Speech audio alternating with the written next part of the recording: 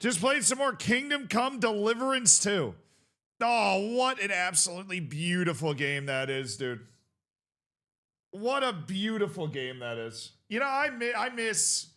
There was an era, like in the post Football Manager cancellation era, where I just got on and grinded Kingdom Come Deliverance 2 every day. And it was so fun. Yeah, Ben Slager, the VOD should be back up now. I cut out the piece with the YouTube gives you an option to just cut out the the DMCA piece, Ben. So it should be back up now. It should have been re-edited. It's like up. It just takes a little while to get that stuff fixed. Oh, that Zealandism had finally found you? No, you would never catch me. Hey, kid, thank you so much for the 3 months on the Prime sub. Oh my. Did you know the goal of signing Samu Omarodian? He was born in Melilla. Well, hell yeah, dude. He's always welcome back. But we got a lot of Academy kids that were born in Melilla, too. W hat moms, true. I'm wearing a hat today. We haven't unlocked Zealand hat in a while. Why, Tygo? Thank you so much for the Prime. Welcome to the Hammers. Enjoy the bacon, enjoy the emotes. And welcome to an elite online gaming community. Big man hits the funny number. 69 months, big man. Let's go. What a big moment. You know, for the young kids, 67 months is the big deal. 69 months is the OG big deal. What an excellent, I mean, that takes a lot of effort, a lot of dedication to make it to 69 months subscribed. Am I watching the Six Nations tonight? I can barely pay attention to one. Isn't that rugby? I thought the Olympics were just starting. The Olympics kick it off this weekend. Zealand millennial confirmed. I mean, I'm 96. You know, I feel like that's millennial. I don't know. I guess it's kind of close to the line, but hey, Jax, thank you for the 46 months. Hell yeah. Hello, Mr. Zealand, or Mr. Shannon. I am writing to inquire about renting out the advertising space on your forehead. Currently occupied by a hat, but we can have discussions about future streams, Jaxer. Have your people talk to my people. The T20 Cricket World Cup is also starting in the next couple of days. Hey, that's where the U.S. beat Pakistan last time. America! We're better at cricket than we should be. Shout out to my South Asian immigrant homies. Put them on Mount Rushmore. If they win the T20 World Cup, I think we put at least one of the guys on the team on Mount Rushmore. I don't make the rules. I just feel like it's fair. But seriously, if we win the T20 World Cup in cricket, actual cricket nations need to seriously evaluate what the hell is going on. All right? Because we're not trying. That T20 cricket team is like the 1950 World Cup US team. Don't worry, you won't. We beat Pakistan last time.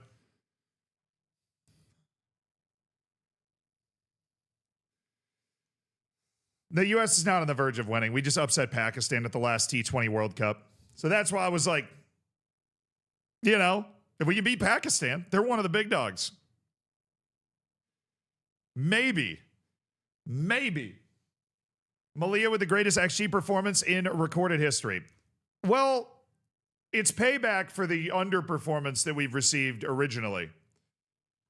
In La Liga, we have scored 7 goals in 5 matches. But in our first 5 matches in La Liga, chat, we have conceded 2 goals and held 4 clean sheets in 5 matches. We are defense first once again, and our defense is unbelievable. Unbelievable. If the U.S. wins the T20 World Cup, then I'm never watching cricket again. That's totally fair. You can't let us win. If you're from a nation that like actually crickets, you cannot let us win. I'm not kidding. The U.S. going to the T20, like going into any cricket event, is like the 1950 U.S. national soccer team. It is literally just dudes that have moved to the U.S. that still just want to play the sport. There is no way to play the sport and like grow up playing the sport in the United States. The Petrov Penitentiary. Absolutely. I'm about to do your Melilla run in FM 12. Where are they in 12? Are they a 4th division as well? I lost 100,000 bacon when Z played with the U.S. men's national team against Brazil. I'm never going back on Twitch. That is Henry on YouTube says that he put 100,000 bacon on Brazil beating me. Yeah, well, should have learned. Never bet against the Z-Dog. Unless it's actually a good move, because we did not also, we did lose like the next round of that tournament. But we beat Brazil with the U.S. national team at a World Cup. Hell would freeze over if that happened, by the way. Hell would freeze over. Can you imagine the meltdown? Brazil would fire everybody. It wouldn't even be that. It's not even that shameful. It's not like the U.S. team is bad. But just the optics of like a round of 16 at the World Cup and the U.S. just beats Brazil. We'll go lose to the Netherlands in the next round. But just everything goes right. We get a penalty. We score on a corner. It's 2-1. Brazil, like the meltdown that Brazil would experience. I kind of want to see it. I kind of want to see it.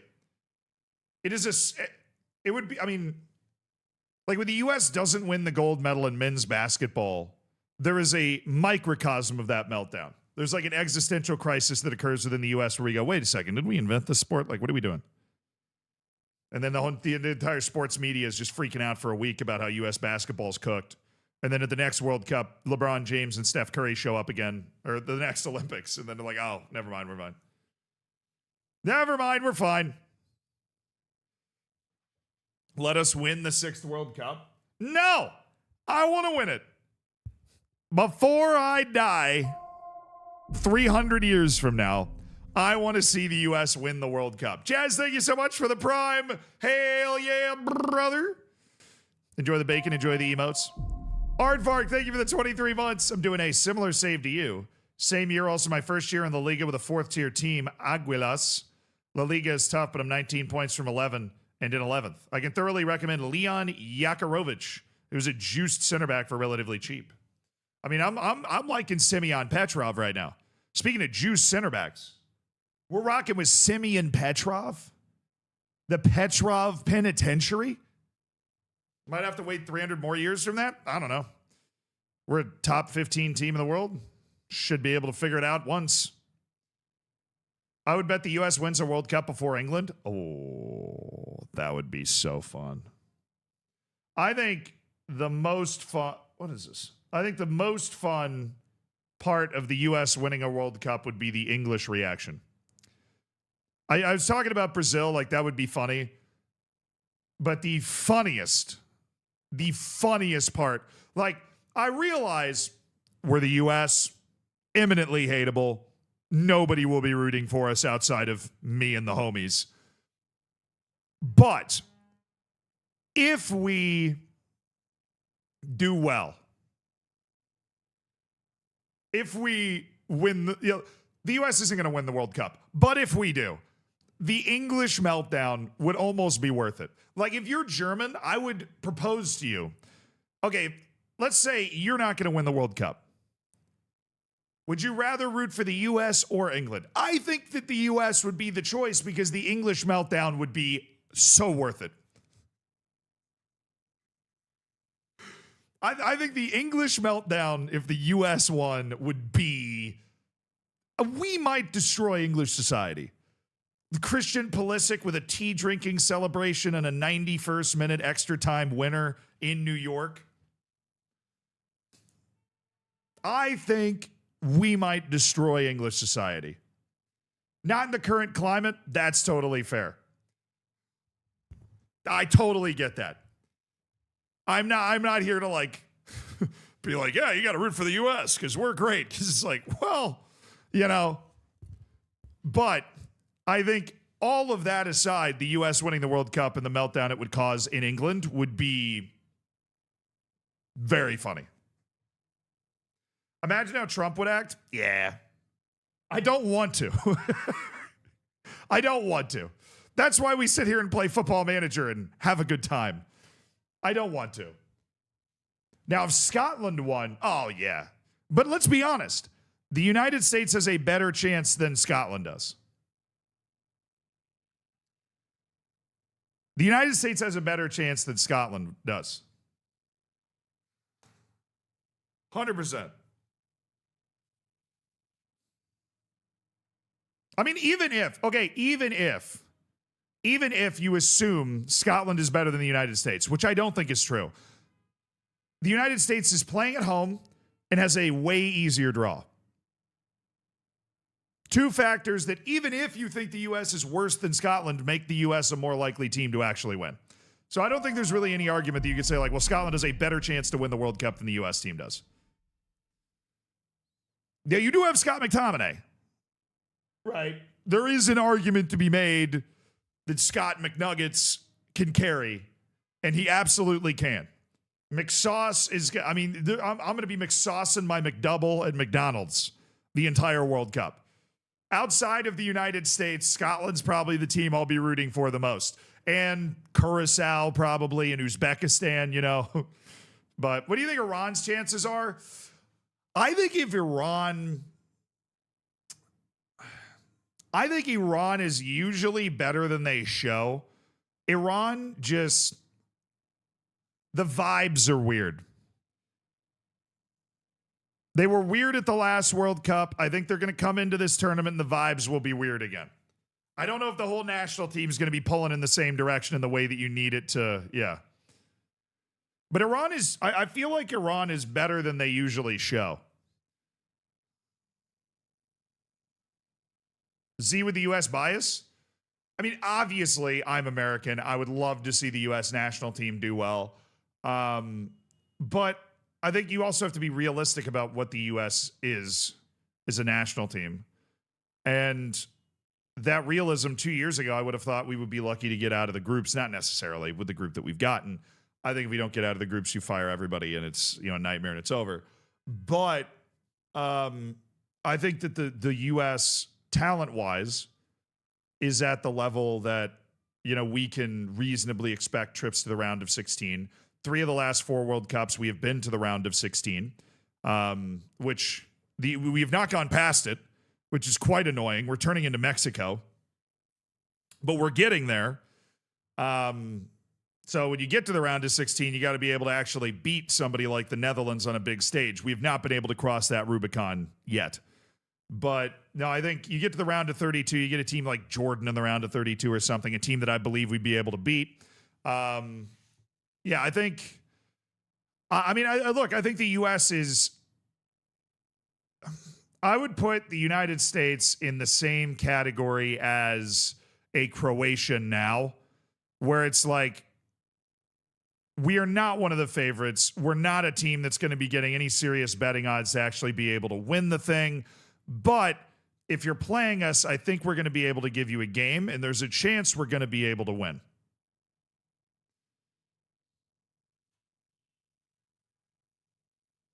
I said Croatia now. Everybody leave me alone. I didn't say 2018 Croatia. I said Croatia now. I think the U.S. is in a similar category to that. We're a tough out. We're a tough out.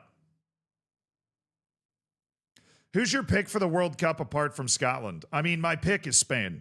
My dark horse pick is Japan. Like if a first-time team that's never won the World Cup is going to win, I pick Japan. Yeah. It's below the dark horses, but not too far. No, I think the U.S. fits in as a dark horse for the World Cup. I think so. I mean, Norway, if Erling Haaland, if Erling Haaland starts walking on water, they do have a player that can hard carry. They can hard carry.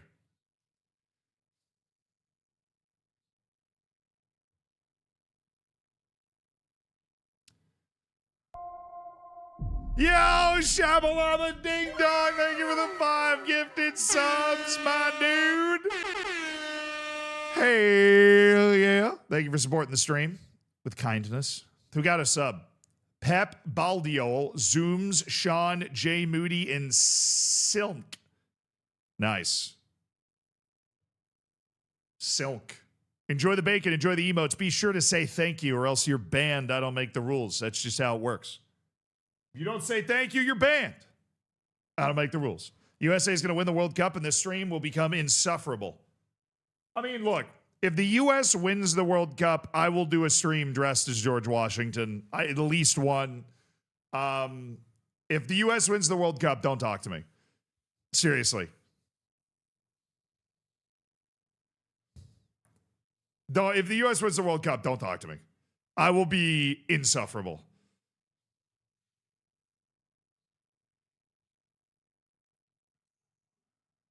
Japan winning would be fantastic. Yeah, dude. Dude, I love the international game, right? This is something that you guys know about me if you keep track of me. I love the international game so much. Japan is so good right now. The Japanese national team is so good. So good right now. So good. It's unbelievable. Like they're rolling everybody that they play. They're tinkering around in the friendlies. Some so you're not seeing it, but like they destroyed Asian qualifying. Like destroyed them. And they're quite honestly very unlucky to not make the quarterfinals at each of the last two World Cups already. And I think they're better. They are better. I mean, the US and Japan are kind of on the same trajectory. Both of us really started paying attention to the sport in like 1990. And so you're seeing that same kind of growth where it's like 15 years ago, Japan and the United States had maybe one guy that was playing somewhere near a top level. Now we both have a bunch of guys. Now we have a much better, more functional domestic league that is able to produce people that can go into a national team that in our instance, and I mention this basically every stream, blew out the Uruguayan A team in a friendly not that long ago, right? Japan's doing the same type of stuff. Right? Japan focuses on this very technical type of development. The United States is very athlete focused. We focus on, physicality and physical ability. But we're both we're both basically from a launching pad of about 1990 developing, the game is growing in that direction. Don't they have Zion Suzuki? Isn't that Japan's goalkeeper? Delusional? I mean, people just forget what happens at the World Cup. People that are European particularly disregard every national team that's not from Europe that isn't Brazil or Argentina. Belligerently. And at your own peril. Right? And it's very easy because you live in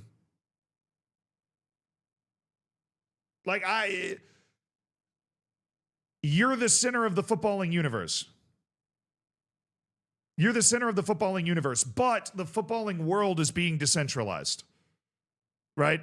Because more and more countries are investing a lot of resources, investing a lot of time. 30 years ago, the world of football looked a lot different. And I think public perception lags behind reality.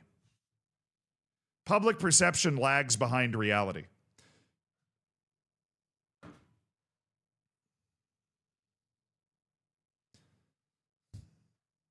Yeah.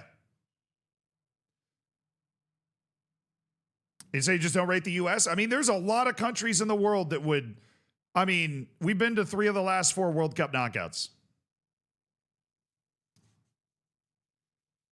Is Adler alive? He's just locked in on other projects. He always just streamed when he had extra time. People in Europe also disregard smaller European teams. I mean, yeah, you saw it happen with Iceland. You said it happened with Croatia. Yeah, I think football's a funny game. Football's a really, really, really funny game. There's only a few goals scored in every match. There's only a few goals scored in every match. And because of that, there is always the possibility for teams that maybe you didn't expect, like a Greece at the Euros, to be able to flip those couple of goals.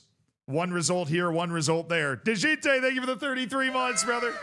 Hell yeah. Hell yeah. Closing in on 3 years. Wow.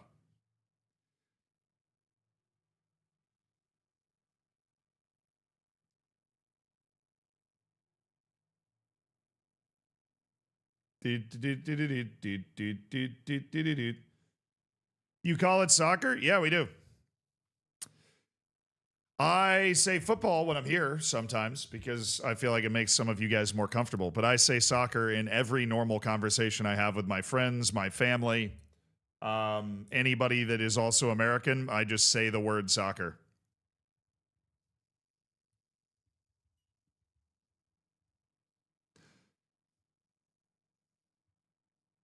It's what we call the sport.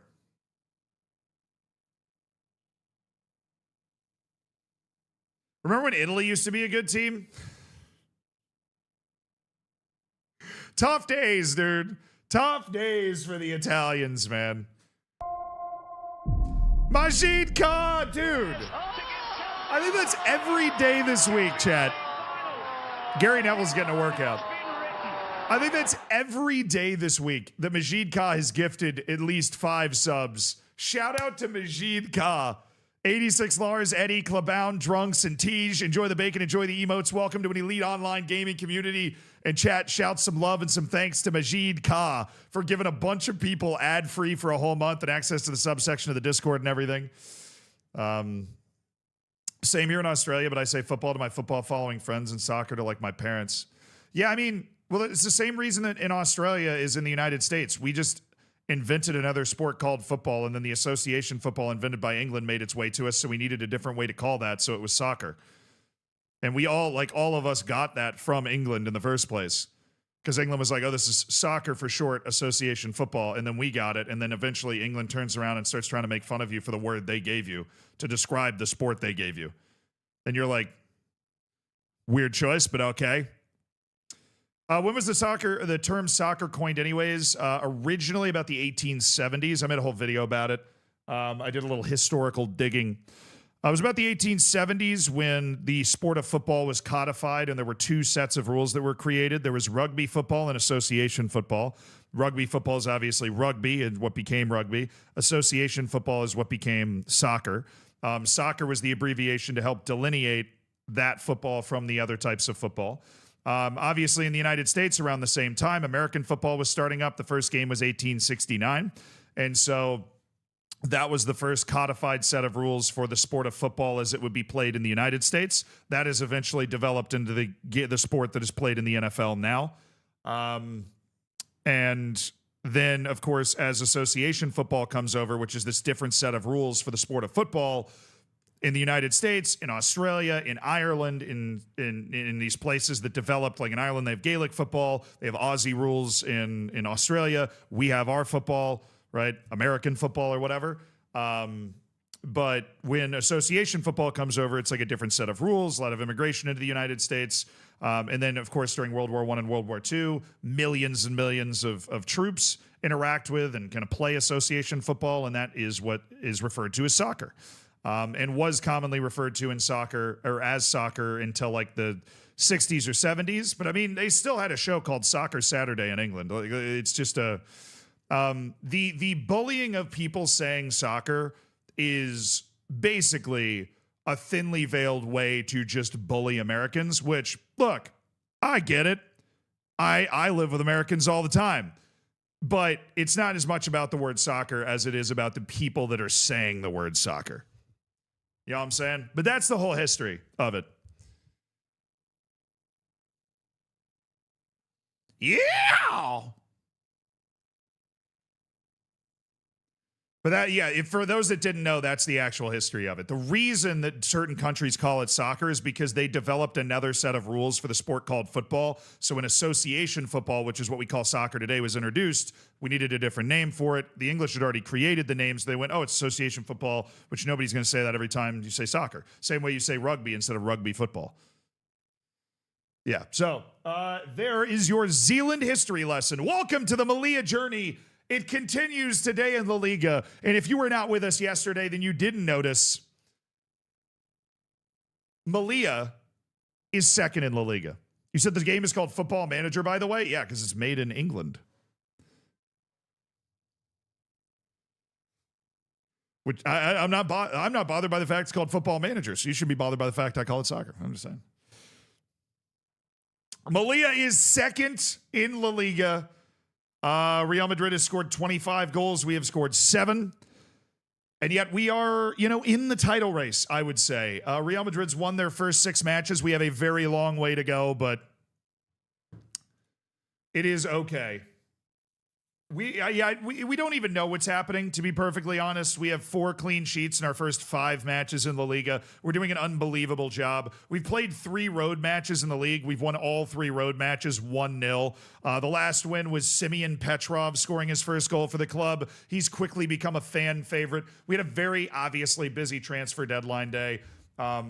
Just in general, after we battled our way through 3 consecutive promotions. Looks like the transfer in, transfer out stuff has actually been fixed, which is pretty nice. We signed Victor Habib, Adrian Nino, Tommy Setford, Patrick's a youth player, Kadir Yamyogo, Harun Ibrahim, Daniel Yanez, Jean-Philippe Crasso, Joaquim Kayisanda on loan, Maxime Hennig on loan, Simeon Petrov, and Gabriel Johnson on loan. 3 of those on deadline day. We spent $650,000 on Petrov. We spent $500,000 on Ibrahim, $425,000 on Kadir Yamyogo, $3.2 million on Adrian Nino, and $325,000 on Victor Habib. Oh yeah, yeah. Can you see past seasons? No, but I can see this season. So that's better than nothing.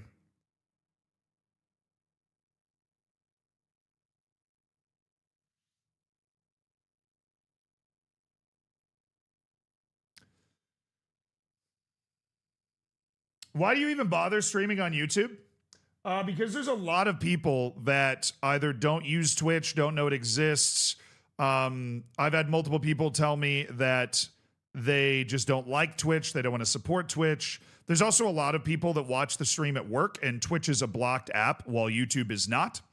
And I think basically streaming on YouTube allows more people to be a part of the story. It allows more people to be a part of the community and be a part of the streams. Yeah. YouTube is something a lot more people use than Twitch. And I think that there is probably a significant number of people that had never tuned into the live streams before until we started to be able to put them up on YouTube. Yeah, there's a lot of people that prefer watching on YouTube, for sure. So that is why I bother. Then put chat on screen. Trundle, I believe it's against Twitch TOS to have the chat on screen while I'm streaming on Twitch as well. I realize that it might be frustrating to not see your chat messages on screen, but it is but a small price to pay to be able to use and watch on YouTube if you choose that, which is now an option. Do you have the same number of viewers now on both? I think that the average viewers on YouTube's been about 1,000, and the average viewers on Twitch has been about 1,500.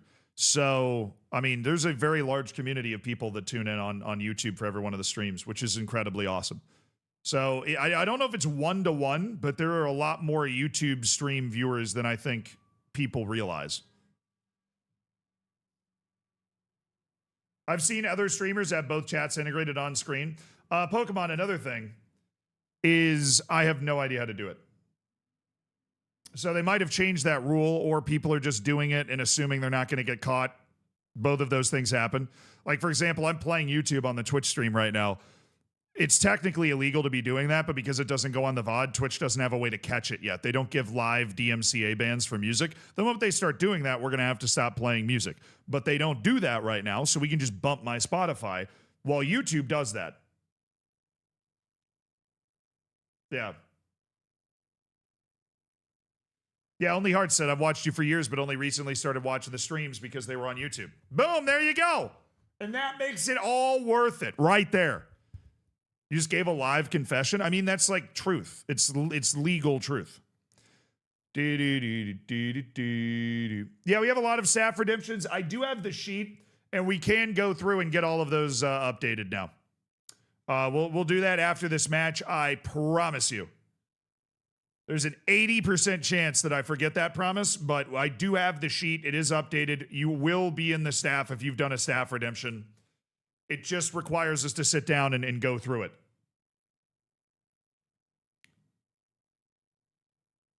Literally just moved from Twitch to YouTube because I found out you stream here now. Yes, and also the beauty of streaming is streaming on YouTube as well is that all of the VODs, every single stream we do is stored forever automatically on the live tab of the Zealand Live channel. Yeah, I used to have to go through and upload it to the Zealand Streams channel, which is now an archive, right? And that was like a whole manual process, and because Twitch deletes VODs after 90 days, even if you're a partner or whatever. And so every stream I do is now saved on YouTube forever.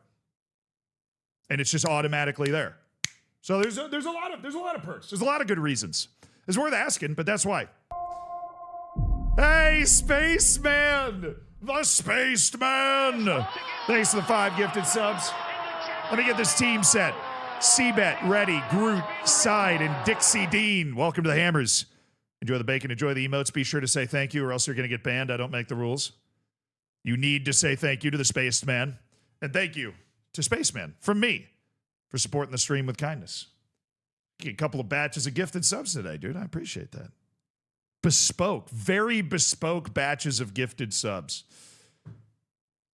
Friends of mine lit the trash can in the school bathroom today on fire. How was your day?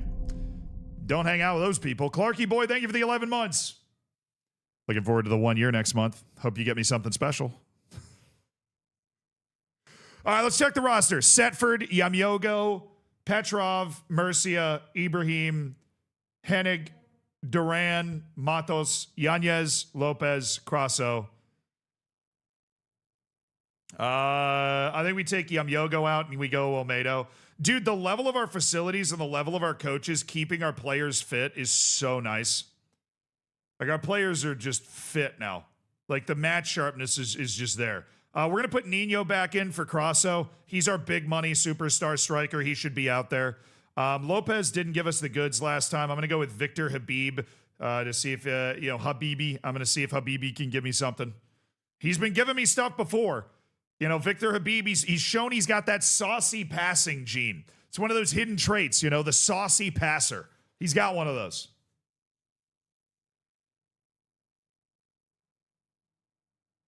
Any mod or way to improve the regen stat because it is really bad? What do you mean regen stat, Paolo Maldini? Is that the real Maldini? I bet it is. It probably is, chat.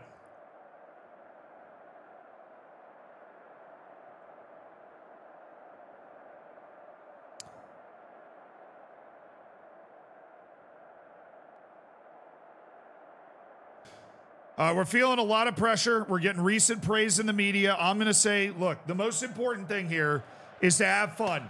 Welcome to the Claro on the north coast of Africa. We're building a new stadium, but right now we are playing La Liga matches in a stadium of less than 7,000 people. It's a completely different feel. And the magic rise of UD Melilla has continued.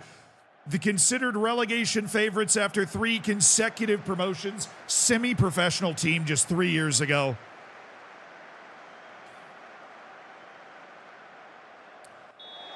Now unbeaten in their first ever 5-match stretch in La Liga. Damn you, Max Hennig. Do something! It's not Tingus Pingus Stadium. It's Tingus Pingus Park. Get it right.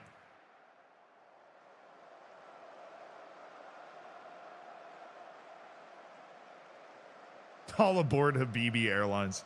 Ryder, thank you for the tier 1, dog. I appreciate it. Hell yeah. YouTube Premium makes it easy to down. Dude, that's Taylor Booth. That's an American. He'll probably be at the World Cup.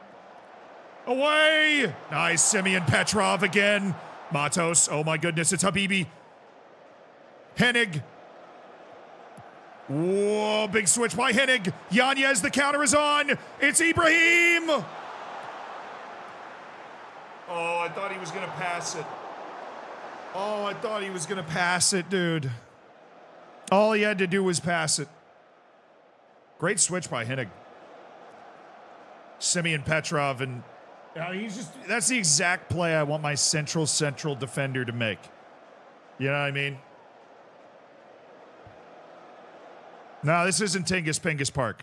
We're still building Tingus Pingus Park. It hasn't been built yet. It's under construction. We took out a $21.5 million loan to build Tingus Pingus Park.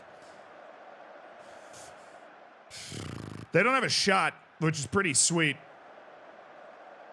I mean, our schedule's obviously been kind, but we are beating bottom half La Liga teams. We drew Real Betis. Real Betis. We're so good, dude. We've built a team that legitimately, like, tell me we can't compete for a European position in La Liga this year. Tell me we can't compete for a European position this year. I don't even know what we would do. I don't even know what we would do if we got into Europe. Like, we don't have the personnel for that. I mean, look, I'm getting way ahead of myself. We have 33 matches left in the season, including this one. But I do not even know what I would do. Like, we don't have, I guess we probably have a good number of Spanish-grown guys. We'd probably be fine. Yanez. Yanez! Oh.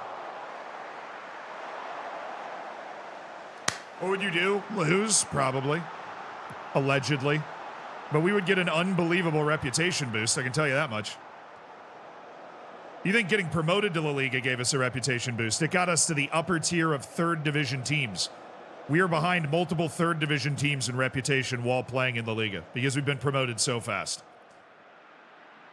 But we have found 11 guys that can play at the level we want to play at, that are willing to play for a team of that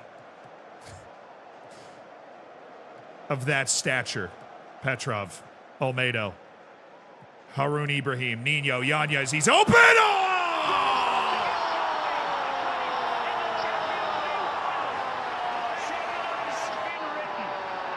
Vamos a la playa! It's Danny Yanez! It's a little overload with the wing back and the winger, and Yanez, the wide forward, just sets and fires. It's a beautiful goal by Danny Yanez. And what a signing he's turned out to be. Haroun Ibrahim, Nino, and Yanez making the triangle, and it's Yanez that strokes it home. Sub. Dude, Gabe Johnson's nervous every time. Carvalho. No. That's stupid. That would be stupid. Santos, where are you? Santos, get Haroun. He's on a yellow. He's not playing that well. Duran, you are out for Gabe Johnson. We're trusting our boy. I know Gabe Johnson's a hell of a player. We just got to get him comfortable playing at this level, which he clearly isn't. But with a 1-0 lead, I'm going to bring him in. And, the team's playing well, and I feel like that's a good spot to get Gabe Johnson some reps, especially considering Duran's not doing anything special today. He's playing quite poorly, actually. Fenton, thank you for gifting a sub. Phasia, welcome to the Hammers. Enjoy the bacon. Enjoy the emotes. And Chicken Wang, congrats on the silver bacon. Thanks for the 6 months, my dude. Love from Canada. Remember when you were in the third division and beat Barcelona in the cup and said you can play in La Liga and not get relegated? I think I'm proving that now. Because, a good number of the people on this team were on that team.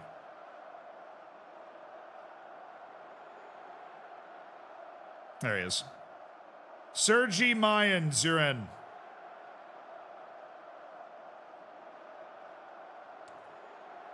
Come on, we've got some guys afraid of their own shadow out there. Johnson, Santos, they're a little nervous, right? But I'm looking for a 5th clean sheet in our first 6 matches. I don't care. I'm focused on each match, one match at a time. What can we do to win that match? And apparently the ball's never going out of play again. It's been 7 minutes. Thank you.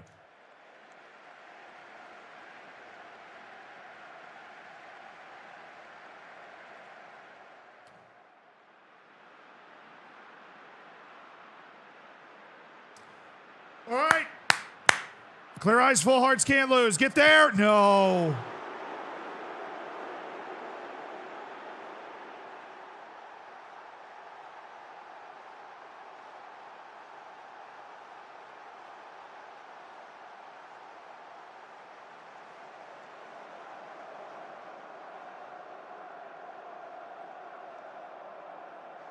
No. It was throw-in cheese, bro. That still exists in this game? It's the throw-in cheese. It creates a full isolation between your fullback and their outside forward. Because the way they choose to market, they've got, like, there's just nobody back there.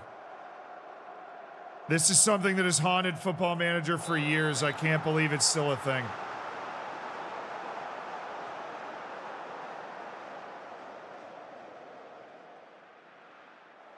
We played so well.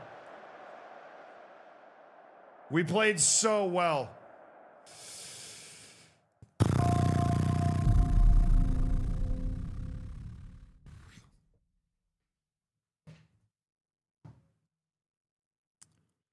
Hey Zed, Yeah, I but need like your you say, help. like, oh, well, I draw's a downloaded good a mod call. for But FM26 called the Andre Onana mod.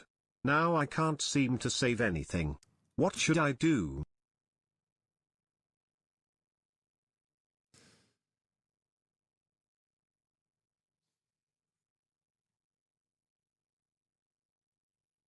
oh, yeah, Babspear, that's actually a virus on your computer. You're going to need to basically wipe your hard drive and reinstall everything. There's no other choice. Thank you for the 1,000 bits. Yeah, we're still undefeated, but that's 2 points lost for sure. Keith Brown.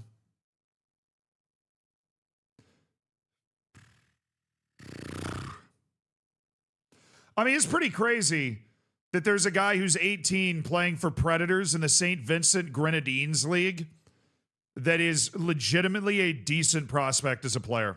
I think we offer him a contract. I think we offer him a contract. I think we bring this guy over. It's a very cheap deal because it's literally just giving him a contract.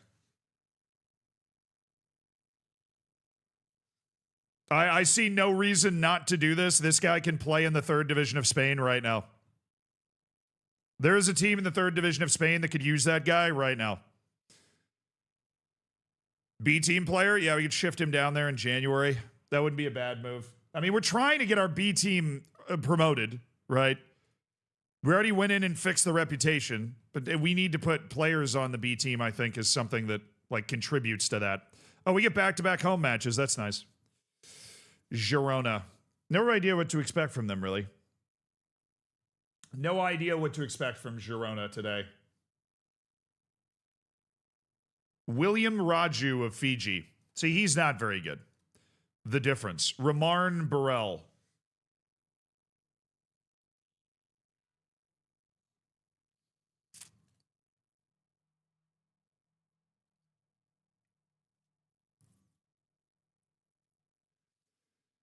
He's a gadget player in the championship. And they got relegated. And now he's lighting it up in League One. So good for him.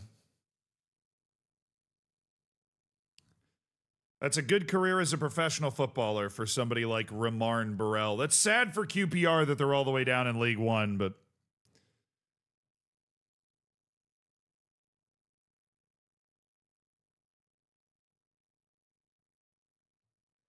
he's been England poisoned. Brother, I signed somebody from the UAE. I do not care.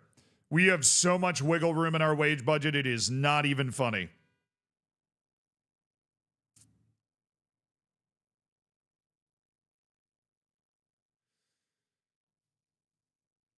I'm just deciding whether we want to keep him on the yes list, and I think we will for now. I'm just deciding what list we want to keep him on. Of all my fancy lists. Beautiful mistakes. All right. I have before me the list of all staff redemptions that have come in, that have been completed, and those that have not been completed. Oh my goodness, Seba Salazar. Such a beautiful man. Just a beautiful man. Lamine Diaby Fadiga.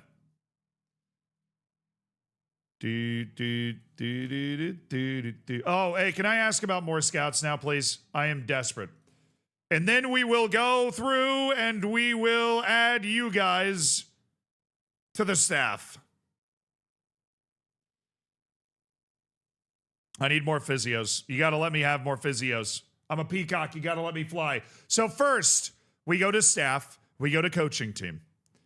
In here, there is a goalkeeping coach named Bryce Morin. Bryce Morin, there has been a redemption from Italiano 9625 to become a member of the staff, and I am typing with a caps lock on. Italiano 9625. Welcome to the staff. If every goal we allowed is now your fault as the goalkeeping coach. I hope you're aware of that, but you're a very good goalkeeping coach, so we're very happy to have you. Thank you very much. Next up is Radio Aitman. They requested someone who does stuff. Well, somebody that does stuff is always going to be one of the physios. The head physio is Medical Car. The head of sports science is Barso. Who else does stuff? Maybe analysts? How about the head performance analyst? I get reports from the head performance analyst all the time. And that would be Radio Aitman. Welcome to the staff. Trying to analyze my data. You know what I'm saying? All right. Next, we have youth manager or coach.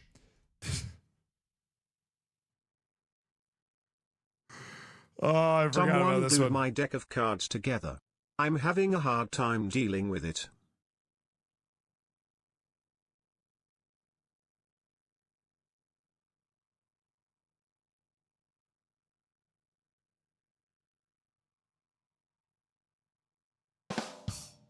I'll give it a B. That's a solid dad joke right there. That is a serviceable dad joke.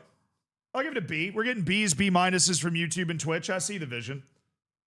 The B team needs to become professional. Yeah, no, we're working on that. We're not going to put any actual Wonder Kids on that team just because it's not professional. And that's obviously, like, we want a professional environment for those guys. So they requested a youth manager coach. The youth manager is open. Oscar DeMarcos. The redemption requests that we rename Oscar DeMarcos to White Van Enjoyer.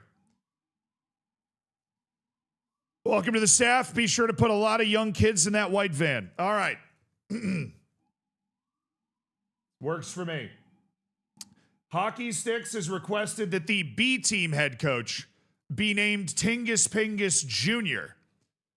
So we will get on that now because we do have a head coach of the B team. Not one that I am apparently able to see in any way for some reason. That doesn't count as the B team because it's the A team of the B team. I get you. So this is Tingus Pingus Jr. Welcome back. Your father was an absolute club legend. I hope you can do the same. Thanks for your service. Next up, we have MD Games, who is requested to be a B team coach. You will be the assistant coach of the B team. There you go. MD Games 2017. Welcome to the staff, MD Games. Your job, as it is laid out before you, is to get the B team out of the 5th division, for which you will be lauded massively. All right, now we have Bombtastic, who said, whatever is available is fine. For your great kindness, I will reward you with a spot on our medical team with somebody who will be here for the rest of the save. You will take over this guy, Jesper Gabriels. Bombtastic. You will be on the staff for the rest of the save as an elite physiotherapist. Welcome. May you treat our players well. Please keep them healthy, please, or else you're going to be blamed aggressively. System says, I want a scout. So we're going to grab a scout. A scout that has not been taken yet, which there are plenty of those around. And they want to name this scout Herba Derp for some reason. So we're going to go ahead and jump in on Marco Lobo and rename Marco Lobo to Herba Derp. Welcome to the staff, Herba Derp. Thank you so much for the redemption. You're now a Venezuelan 37-year-old, just as you always envisioned. Assistant B team manager. That is Rainstorm's request here. Well, what we're going to do is give you a coach on the B team because the manager has obviously already been yoinked. So you are going to become a B team coach. There are two of those. You are taking over for Indica Calvo. B team coach Rain Storm. Welcome to the staff, Rain Storm. We got a popular B team coaching staff now.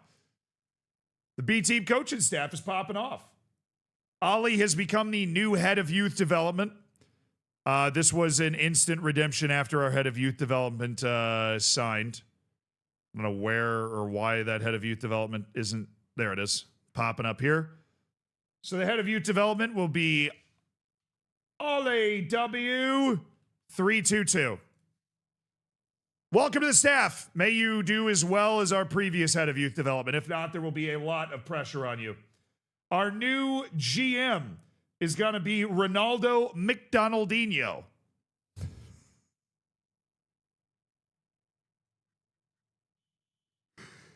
Redeemed my bablaba.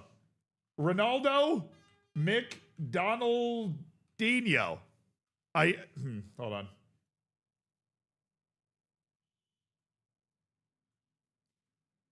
I had to copy and paste it. Ronaldo McDonaldinho is our new general manager, director of football. Welcome to the staff. Simon, thank you so much for the prime, dude. Enjoy the bacon, enjoy the emotes, enjoy your lack of ads. Gan UK has redeemed. They wanted general manager of head of youth development. Gan, if you are here, those two spots are taken. So if you have any opportunity, anybody else that you would want. Torgiano then had a redemption, said any non-medical role. Got you. You're on the coaching staff then. You are going to be Ulf Hayflinger. You're an elite mental beast. Torgiano, welcome to the coaching staff. The name Ulf Haylinger will be missed. Hayflinger will be missed, but high quality stuff. Someone on the medical team. Pepe Gar wants somebody on the medical team. Easy. We have a couple of physios that are available. Paul de Vliet. Okay, I'm going to give you a nice set of glasses here. Pepe Gar, thank you so much for the redemption. Welcome to the medical team. You're going to be here with us for the rest of the save, treating the injured at UD Melilla because you are an elite physiotherapist. Hell yeah. And Daniel Matas would like to be a scout. That means you will be this guy, Daniel Bachman. Congratulations. Daniel to Daniel. Daniel Matas, you are now on the scouting team. Please find me my Wonder Kids for the love of all that's good and holy. Thank you so much. Gan, let me know when we have an update on what position in the staff you would like to be. But we have now caught up on all of your Twitch chat staff redemptions. So if for whatever reason we somehow missed one, let me know. Are there any other elite staff members left? You mean like elite staff members? Chief Scout's taken, assistant coach is taken, fitness coaches are open, head of youth development's taken, head performance analyst is taken. We have 3 open performance analysts. We have the set piece coach. The set piece coach is there. Recruitment analysts are available. Loan manager. It could be the loan manager. That's probably the most senior position in the team that has not been taken, is the position of loan manager. Give me a fitness coach. Nice. Okay. Chat, we have signed Keith Brown from the St. Vincent and Grenadines League. Our scouting knows no bounds. I will not be stopped anywhere. Keith Brown, welcome. He joins in January, so not welcome yet. But, yeah, Ollie has already had his redemption come through.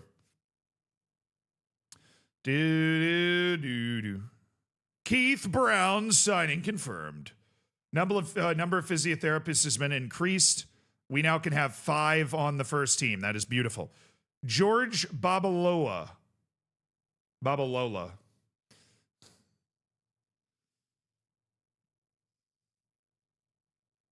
It ain't it, Chief. Goran Maucic. Taha Ayari.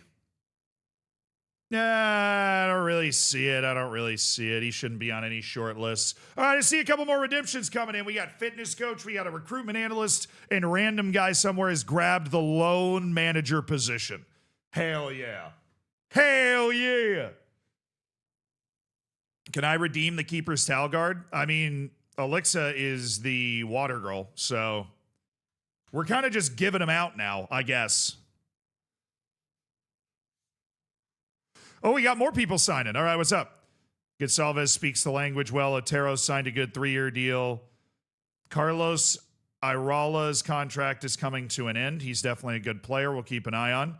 Miguel called up to the Spanish U20 team. Atta baby, Miguel. Way to play. Way to play, man. Way to play. Keep competing. Keep developing. We believe in our academy kids. We believe in our academy kids. Roshdi Alshore. No. Kevin Morelos. He's a decent player. Still, Real Zaragoza. Keep a keen eye on his development. Moise Sahi Dion. Hard for us to scout this guy, apparently. We didn't know too much about him. He is not going to be somebody that we shortlist at this time. Thank you, though. We are starting to work our way through our scouting priorities. We've cut it down inside 300. We are making progress. All right, well, I do need to sign another physiotherapist anyways because we've opened up that spot more. It'd be stupid for me to open up that spot and not use it. I think it was just one. Yeah, they just gave us the ability to hire one more physiotherapist. So we'll have a different physiotherapist to be able to treat everybody, which would be good. All right, we need physiotherapy. We need it on Elite, and then we need to get rid of these two things. Can I be head of African and Spain relations? Be head of African-Spain relations? Nice. KTD, thank you for the year. I appreciate it. Congrats on your gold bacon. You know what? I feel like we should create that position. Non-legit camper, thank you for the 31 months. That is a big time amount of time. Hell yeah, man. What was I doing? Physiotherapists. Elite determination.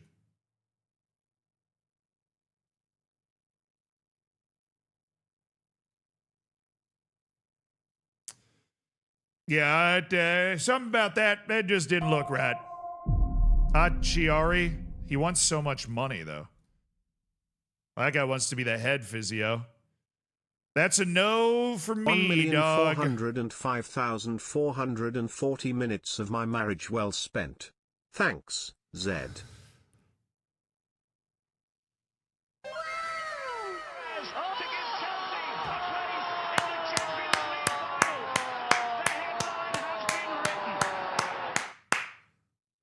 Smavs, great math. Thank you for the 32 months, dude. Great math.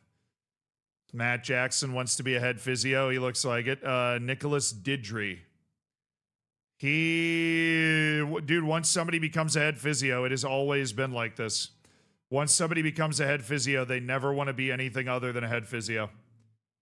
It is a curse. What's the compensation? It should just tell me without having to click on it. 45,000. Still cheaper than signing the Italian. This dude's just got aura too, so, you know, obvious signing there. Obvious signing.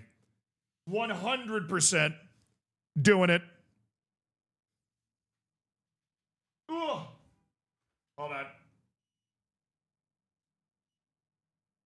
Turning my fan on. It's getting a little steamy in here. A little steamy.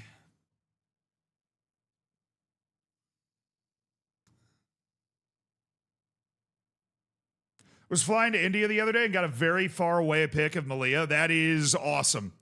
Well done. Post that in the Reddit. All right, we have 4 guys getting called up, but because I'm in La Liga, this shouldn't be a problem. Dude, Gabriel Johnson just got called up by Nigeria. Fenton with the 14 gifted subs.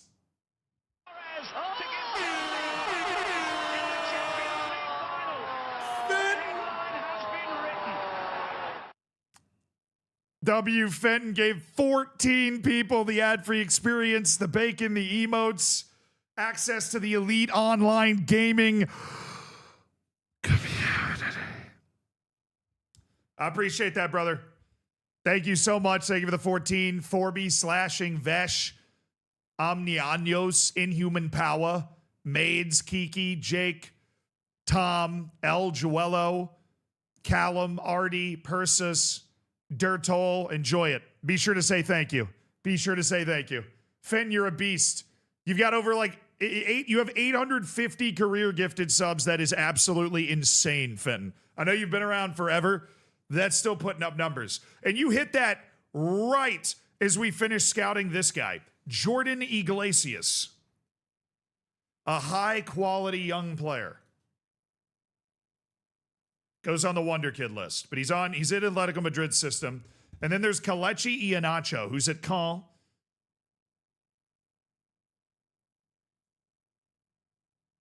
Amazing. There's like nothing that really jumps out. He's just like another player. You feel like there should be something that jumps out. But there just isn't. Like, he just goes to the maybe list. I mean, he's a good striker, but I think we have a better one on our team. Somebody said Rubio got injured.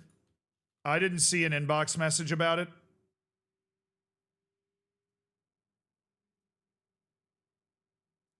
Looks fine. You scared me, dude. It's like he just exists. Yeah, he really does just exist. He ain't doing anything special. All right, what are we going to switch around with our team this time?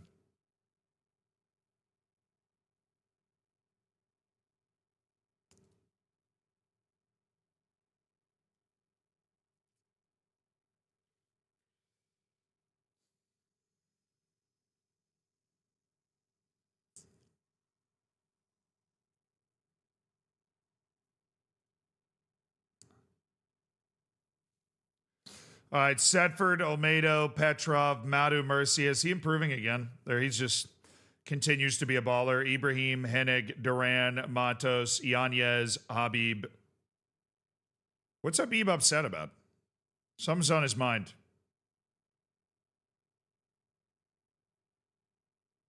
He's disappointed about the collective win bonus, which I set to average.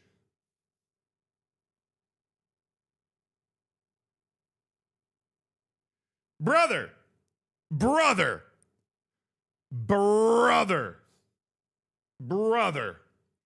you're upset about the collective win bonus, but he acknowledges that he doesn't really have the support of the squad in that, so that there is maybe a little issue there. Yam Yogo, you're going in.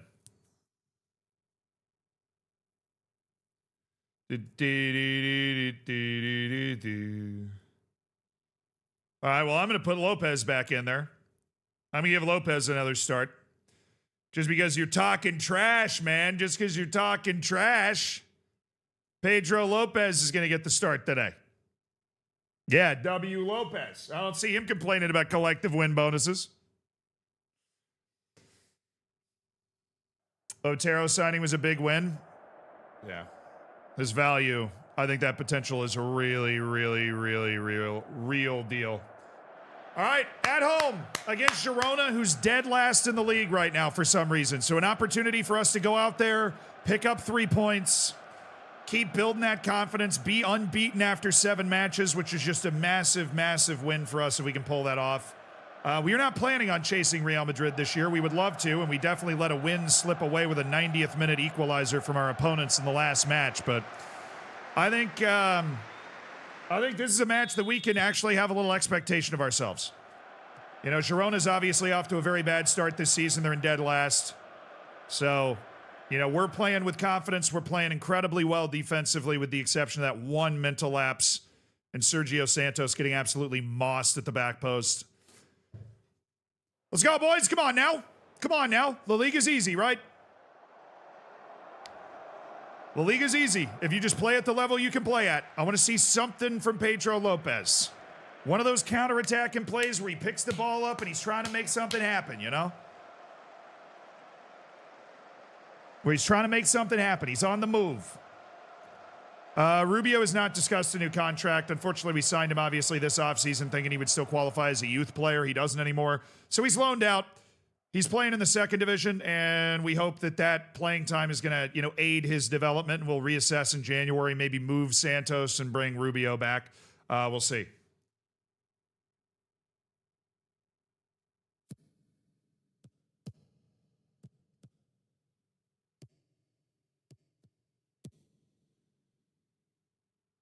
Mark!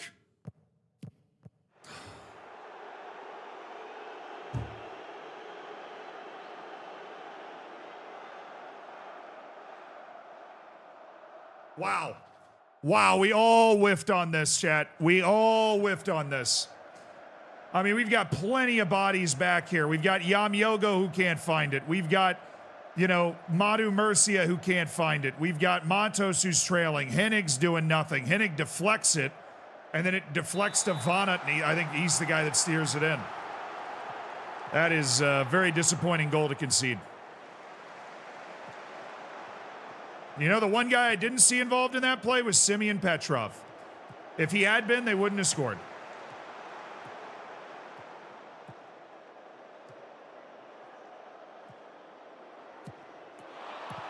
Good block, Simeon! Good block. Guys, we gotta cut this counter off. They're countering us the same way every time. We gotta make sure we stay with Brian Gill. They're launching down that wing with Brian Gill. We need to bury this Martin guy. We need to snow Martin under. Every time he has the ball, we need to make sure he doesn't have any room to breathe so that he can't pull those strings, because he's pulling those strings.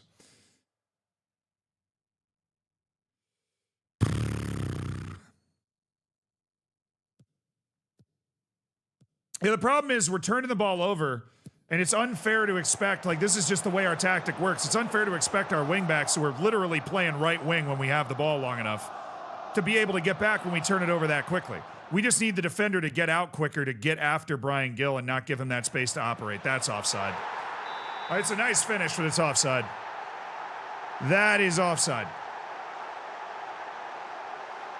Hey, good hit, Nino. Good hit. We love it. But it's not going to count. We love it, but it's not going to count.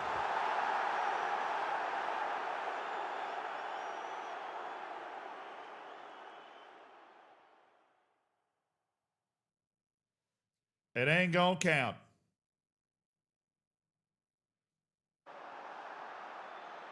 They'll do it again, but onside. Counter. Header from Petrov away. Counter. That's fine. Good header by Madu Murcia. Get the ball out there, make him score from there. That is fine. All right, let's go. Let's tie this up now. Let's tie this up now. Let's tie this up now.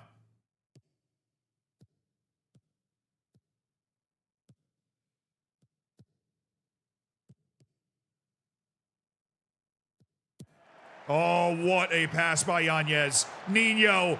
Hennig. They're getting into the box. Lopez. Oh, that was sick.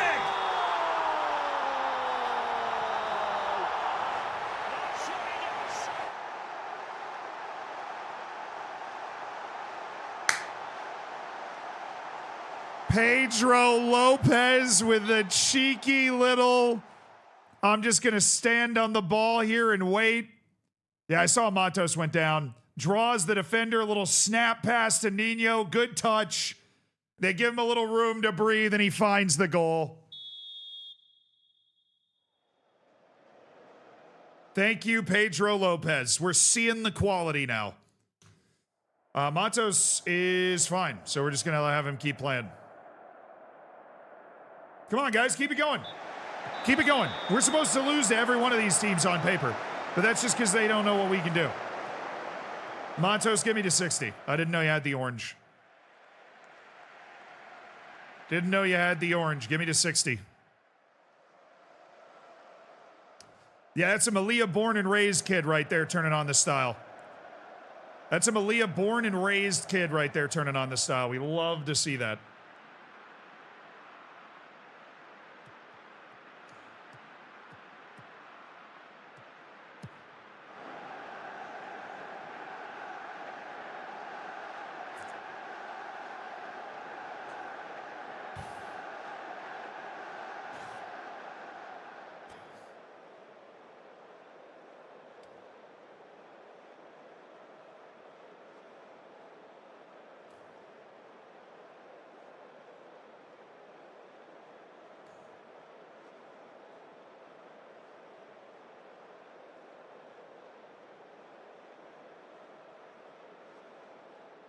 I mean, it's just not good defense, chat.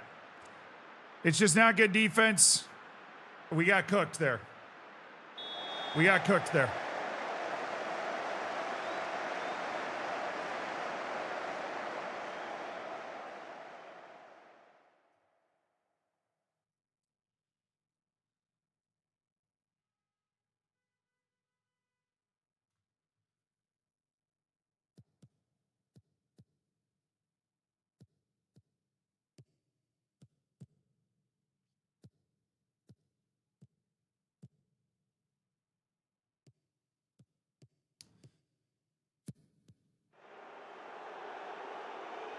What is that? I don't even know what just happened.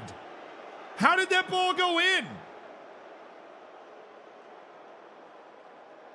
Johnson, I need you. Hennig, you're apparently playing the worst game of your life. We're getting you off too. I don't even know what happened on this play. Like, is this deflected right before it gets through? Like, what is even going on here? I guess that's what happened. It's two fluky goals, dude.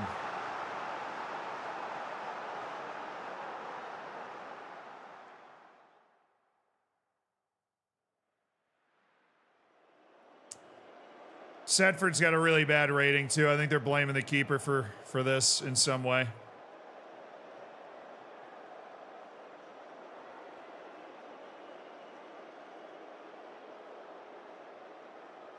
Yeah, I mean, both the wingbacks did not cover themselves in glory today.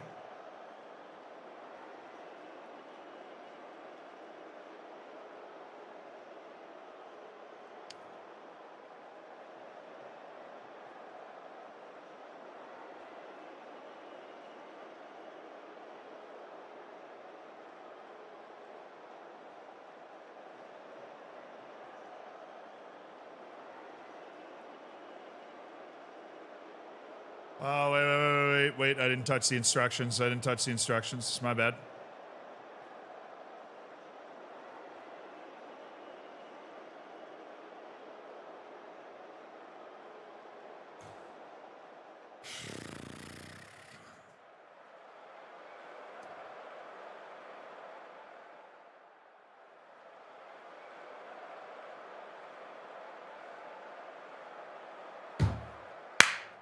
Damn, if we don't look like the team that everybody thought we would look like in this match.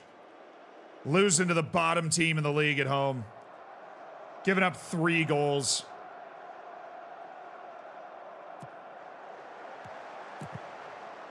Way to compete. Oh, Lopez isn't. Oh my goodness, there he is. No, Nino. Get it up in the air. Let Lopez run. It's what he does.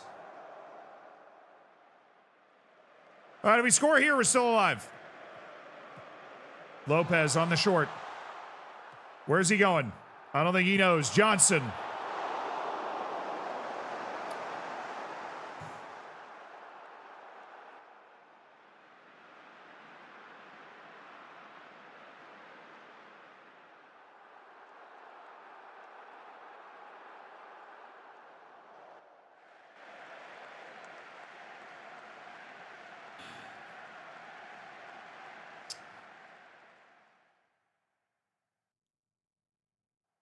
Wow, that was our worst match of the season by a long shot. That was our worst match of the season by miles, by magnitudes. Like 2 of those goals, I don't even know what happened. It was like double deflection shots into crowds that ended up in.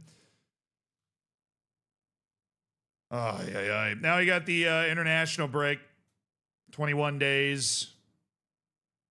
That ain't nothing but a thing. Let's get a little friendly going.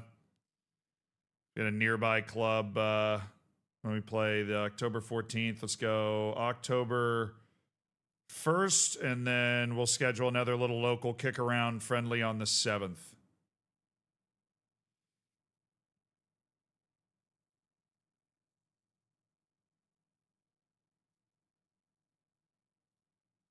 couple of local Melilla teams. Just keep the legs under us. Give everybody a little break to reset after a terrible result. Rick Meissen. He's not a bad pickup.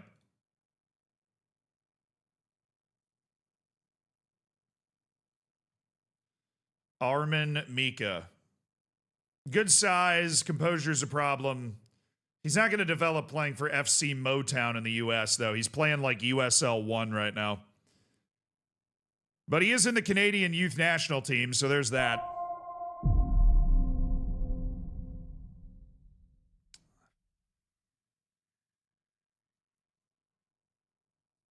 Athletic is back, life is good. Nah, I'm not going to keep an eye on him. Davidas Sosnauskas, the center back. He actually is good. He would have been a good signing. I like Davidas Sosnauskas. I like him a lot. He goes on the yes list. All right, we got our friendlies buttoned up. We're ready to go. Thrilled. Thank you for the 19 months, dude. I appreciate it.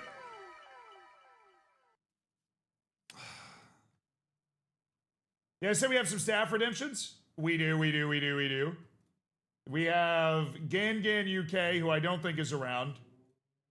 And we have 4 different staff redemptions for various members of the staff now.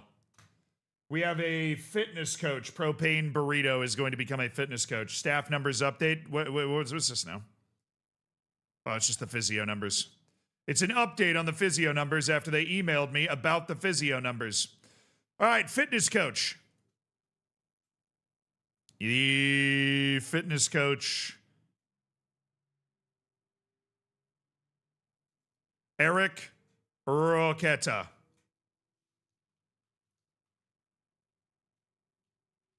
Propane Burrito. Boom. Easy. Welcome to the staff, Propane Burrito. Get the just add pace to everybody. It's a very easy job that you have, actually. Then a recruitment analyst. We've had somebody redeem recruitment analyst right here. Right in this spot. Right here. That would be Loibster. Welcome to the staff, Loibster. Use that data to find the next N'Golo Kante. That's what recruitment analysts do. And then a random guy somewhere has chosen to be the loans manager. Gotcha.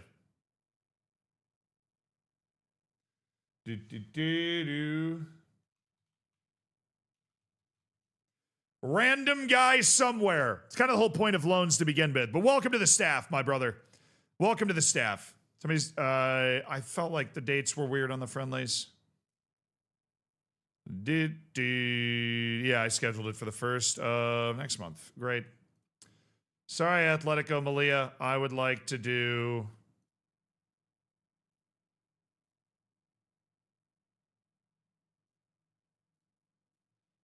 There. I will still play you. We will still play you. The local Melilla clubs, please. And then we need a defensive coach. So I need to go to squad and look at training and then look at coaching assignments. And our defensive coaches are Santi Denaya and Fernando Fontana. So you want Santi Denaya. He's our top tier defensive coach. The name chosen by Aris3169 is Haram Tavish. A suitable name for a defensive coach, considering the Haram ball that we choose to play. A suitable name has been selected. What's the deal? Playing my first game of FM. I'm top of the table with a mid-table team. Nice, dude. Ride it. Ride it out. Yeah, the board expect us to fight bravely against relegation. Hossein Hosseini. Nice. Parents couldn't think of a new name, I guess. Fair enough. Alistair Calder. Alistair Calder has got 6 jumping reach in the back line. Emmanuel Mensah, a 24-year-old winger we wanted to scout up real quick. I don't think he's a guy we would ever sign. Pressure building is Birchall, on Birchall as Stewart is trying to force a move. Well, it's going to be difficult for him considering it's late September. But, you know, whatever. Not that I'm keeping track of anything.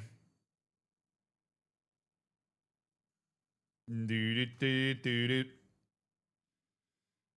Oh, that's our new physio. Let's go. New physiotherapist Alexander Doles. New record low attendance for La Liga. That's what we do. We set records every day. Every day.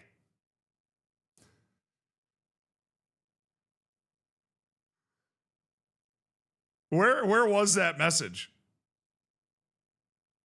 Villarreal unbeaten, schedule changes, virtual drama, scouting, friendly scouting. Is he addicted to staff? That's one way of wording it.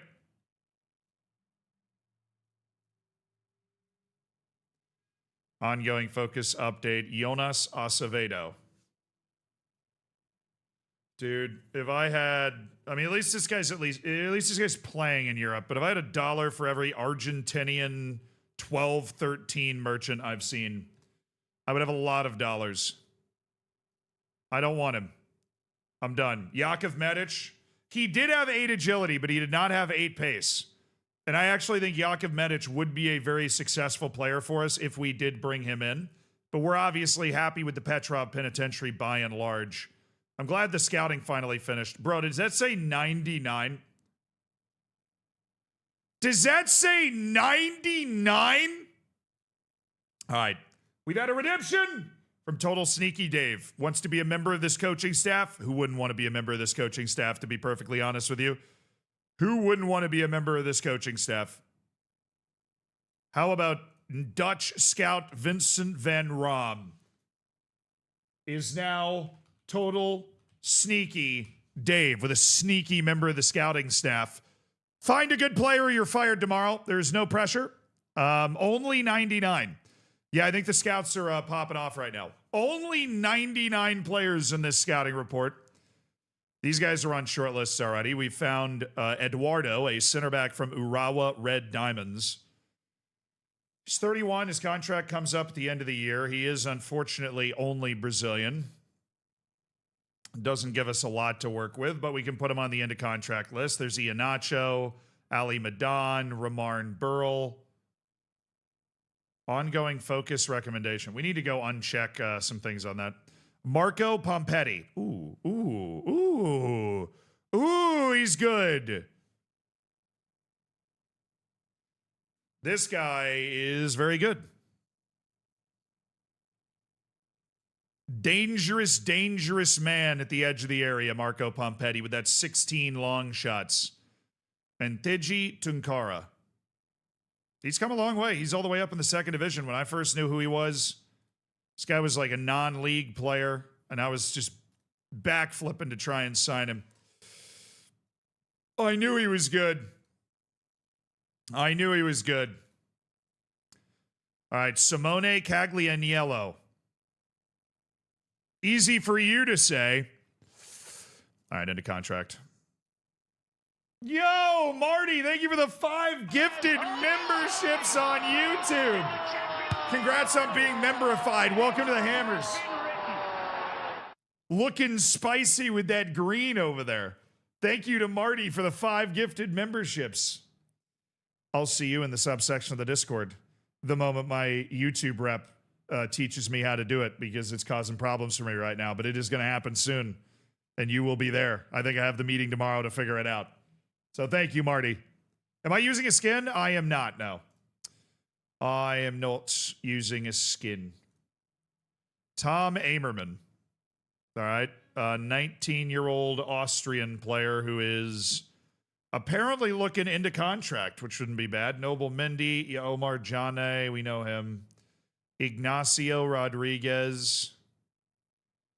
It's a decent player. He's not that decent. Timon DeBell, Rodrigo Basidalupe, Artem Zulaha, Matty Cujo. Okay, so apparently it's a lot of guys from our short list being re-recommended.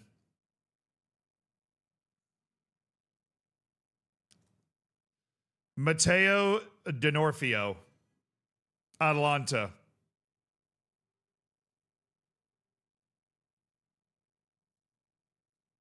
Bernard Nguene.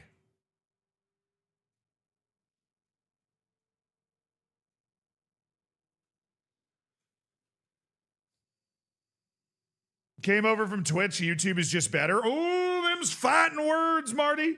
Them's is fighting words. Them's is fighting words. Them's right there. They're fighting words right there. And that's what that is. Musendai. His contract's not even coming up anytime soon. He's 25. I don't see it. Recommend scouting the Premier Division of South Africa. Okay. No, I'm good. I appreciate the thought, man, but I'm all right. Favasuli.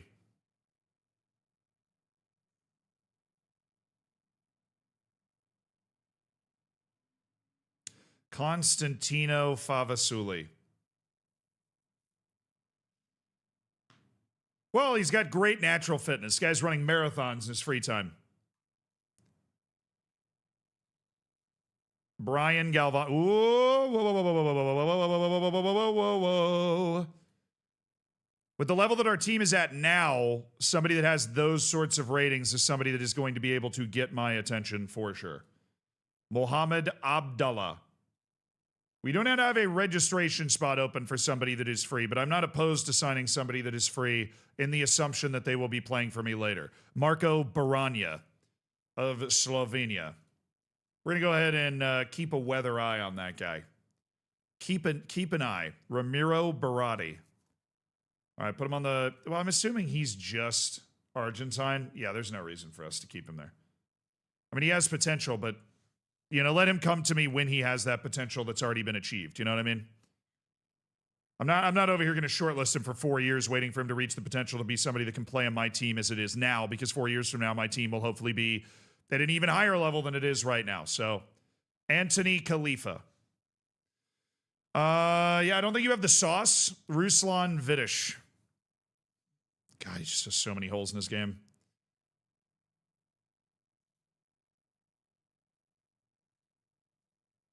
Jonathan James. 19-year-old South African with literally no discernible technical ability whatsoever. Patrick DeLay. I'm going to delay you at the airport right now, brother. Paul McGovern. Oh, he's at Clifton. Dude, we are... Great job by Ronaldo McDonaldinho right now. We are finding some impressive players. At Cliftonville. Paul McGovern. I am actually going to put him on the keen eye list because he is not getting experience at a very high level. I believe that if he were to get that experience, that he would then explode as a player. Vinicius dos Santos. Big Mick, thank you for the prime. Welcome to an Elite Online Gaming community. I lost all my games on Football Manager 3 times. Sacked in 2 days. Hey, you could have been sacked in 1 day. This is a sign of improvement. It's a sign that you're learning. Have they fixed the in-game editor? Probably not, but I don't know for sure. Amadou Ba is a lone guy. Faux Show, Craig Lynch. He's a keep an eye on guy. Marcel Sibley, not a keep an eye on guy, but we aren't going to get rid of his reports forever. Then there's Alfie Moen.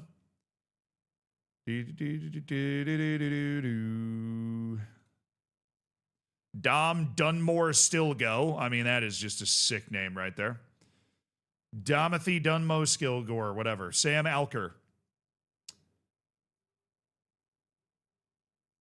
I'm not really seeing it. Flavio Afonso, and that potential's not there. And unfortunately, the ability is not there either. So I'm not seeing it. Junior Jimbom of Nantes, that's a keep an eye on situation. Klaus Kamara. This guy's potential's pretty good. I'll put him on that loan list for a year. My son! Lone Merrifield!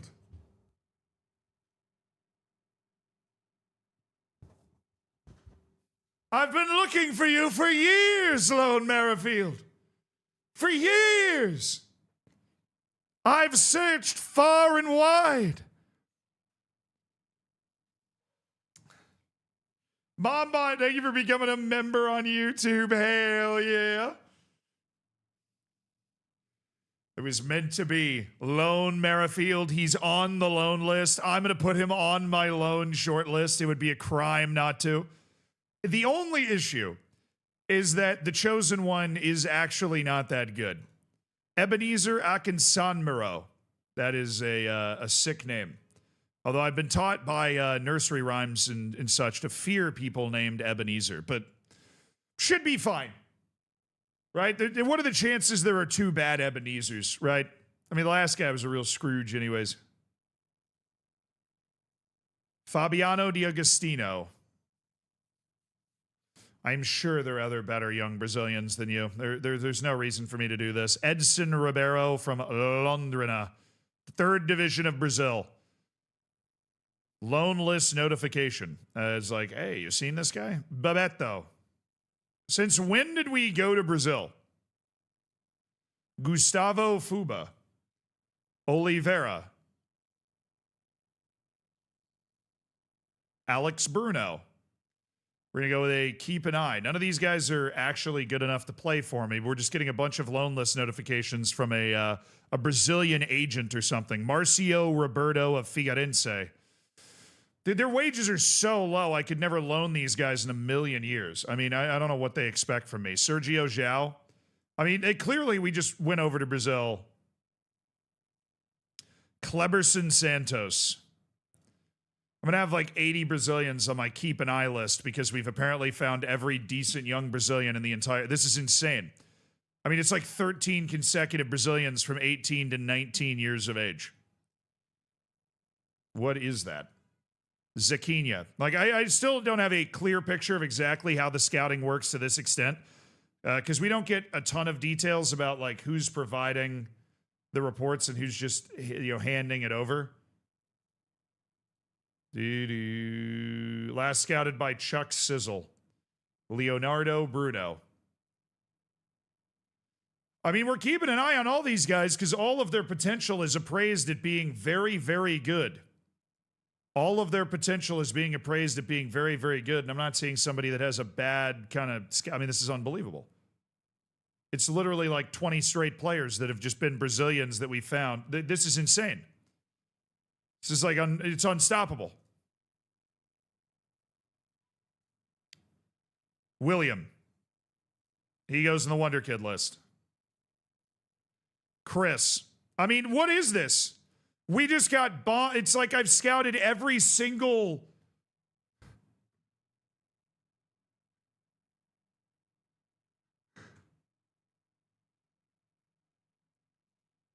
None of them are good right now either. It's like we found the same player 15 times. 20 times. They're all like, oh, we might be good right now. But the potential's insane, you know?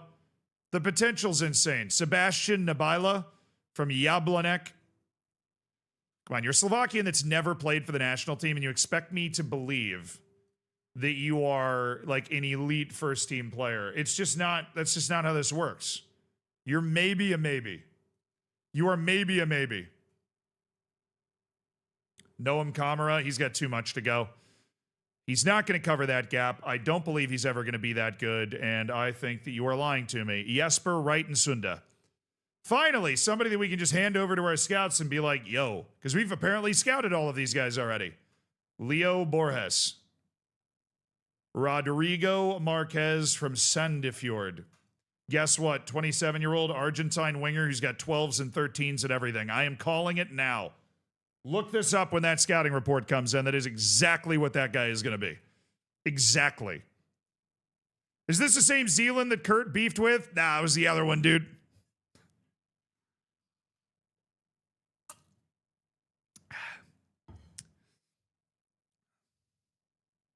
This NBA deadline was so crazy. I mean, I just think it's funny how many players that think they're all that are being traded for peanuts. I think it's a nice ego check for some of those guys. Also, can we agree that James Harden is arguably the most toxic, like, inner locker room player in the history of the NBA? That dude's ability to just force himself out of decent situations with remarkable consistency is admirable. It is somewhat mind-blowing in itself. Alexander Zeller. We'll put him on loans for a year. All right, we cleared a 99-man scouting report with remarkable speed. Yarnov's leaving the 3 months, brother. Hell yeah. Congrats on cooking your bacon. Super Bowl pick? I hope it's the Seahawks. I'll just say I hope it's the Seahawks. I feel like this guy's played for somebody. Do I know him or not? Oh, he was in MLS. Oh. Okay, that's why I know who Brian Gavon is. He's been playing in the Greek League the last 4 years, but hey, the Greek League has some good players in it. All right, recruitment. Recruitment focuses. This. Next. Do not include results from other recruitment focuses. Loans. Next. RDF don't include results from other recruitment focuses. We do not need to include results from other recruitment focuses. We are going to create a new recruitment focus. Any position. We're looking for full 4-star players. Improvements. We're looking for top emphasis, and we're looking for players that improve our team somewhere. Somewhere that you know, that you're familiar with, that are going to make our team potentially better. I want to get them scouted up. Also, we're going to keep our transfer room maintained, okay? How do I delete something? There we go. Remove. We have the loan listing for superstar left backs Noah Persson. Swedish international would be great. All right, create requirement. We are looking transfer or loan. We are looking for center backs that would improve the team significantly. We're looking for overlapping center backs with a playing time of star player. Thank you.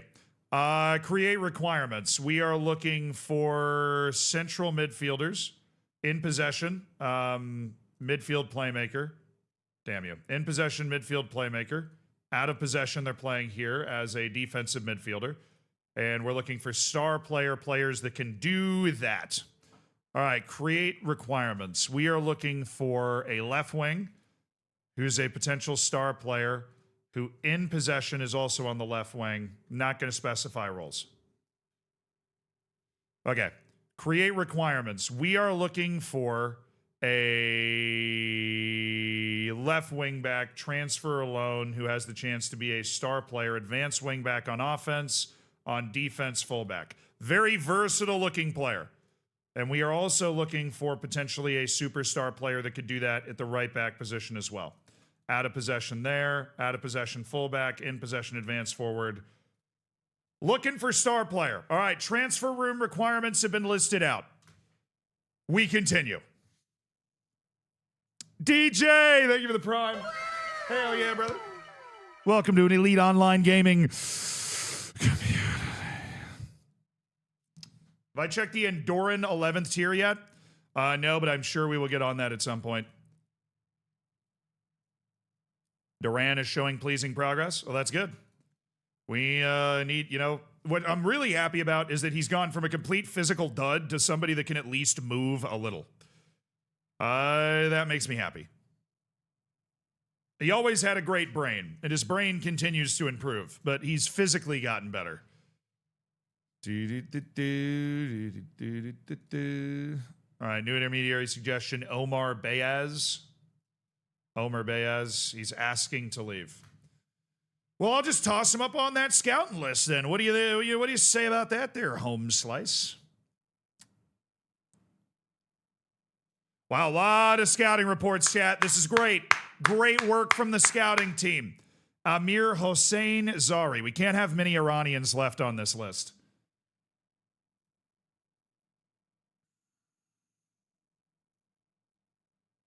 Fairly ambitious, volatile, media friendly. He's already 19. I'm not going for it. Ali Muhammad. I don't like the stars he's been given. I don't really like the attributes either, so no. Gail Nicole from the Canadian U20 World Cup team. I am going to put Gail Nicole on the keep an eye list. We're going to track his development. Rock Claridge. I mean, look, sick name. Problem is the guy can't play anywhere else, and he has 5 jumping reach, and he's 5'9". I mean, he's just limited to what leagues he can play in by that. Fun player. Khalifa Mubarak Al-Balushi from the U20 World Cup with the UAE. Yeah, I don't see it. Manasa Prasad of Fiji. Damn you. One of these Fijians is not going to suck. Felipe Nabenu, Aseli Chand, Deepak Chand, Juan Esteban Molina. Plays from Millonarios. Definitely a guy we'll want to track. Now, only the B- doesn't really encourage me about his potential, but we don't have a clear picture of it yet. Patrick Zaria. This guy's getting an A-. That potential's looking a little higher. He plays a position we obviously love, which is that right wing back kind of position. So I'm going to toss him on the Wonder Kid list. We'll keep an eye on him. Luis De La Torre. He's supposed to be really good. Oh, he's 18 jumping reach. I see. I see why everybody thinks this guy's the truth. Okay. I see it now. He doesn't move well. He's not particularly smart. He has some technical ability as a defender, but I think this guy is a center back, and you got to train this guy into being a center back and make him comfortable being a center back. At a world-class level, I don't think he's going to be doing anything else. I want to keep an eye on him, but when I saw those initial stars, I was a little more excited than I should have been. Josue Padilla. Moves very well. This guy can boogie. Very dangerous with the ball at his feet. Good change of direction.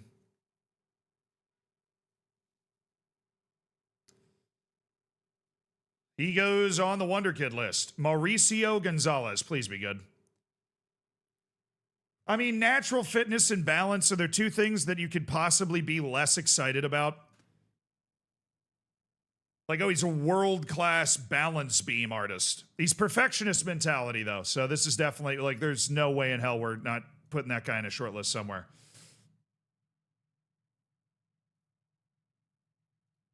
How you doing, Joaquin? How you doing, Joaquin?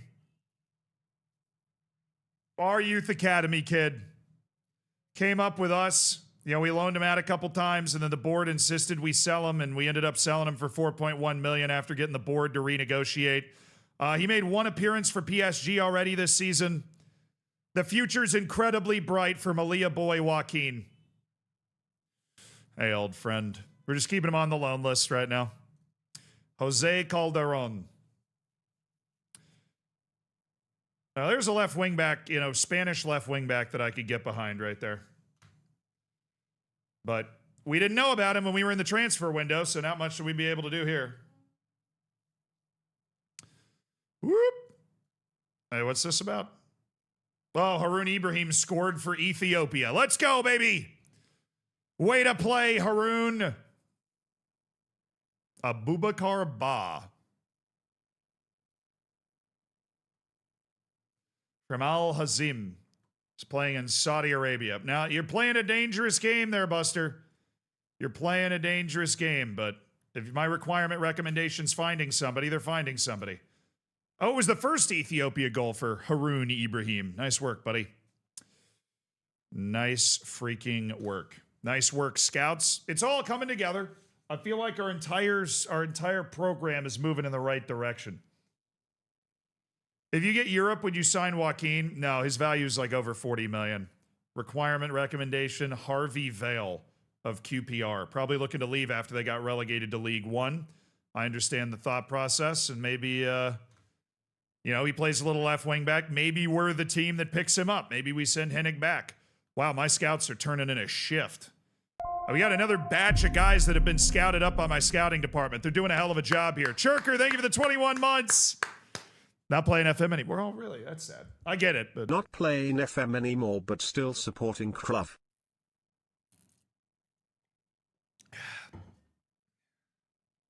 Perfectionists are the annoying professional guys. Yeah.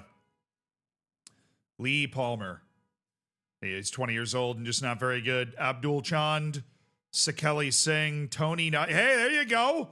There you go. Tony Knight, who's got a little, you know, This guy could be, if he develops, a third division footballer in Spain. Easy. You just got to believe. Dude, I thought this was a Fijian for a second. I was like, oh, yes. Raul Alegria, one of the Colombians. A center forward with tremendous natural finishing instincts. Joseph Barney.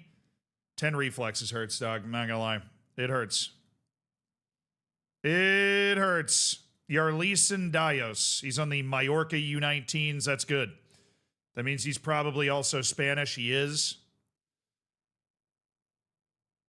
Yarlison Dios. Francisco de la Cruz. Great stamina. Can we just get a guy from Mexico with some speed, please? I mean, we're getting all these guys with natural fitness and stamina and balance. I just want somebody that, you know, can move. Can apply anything.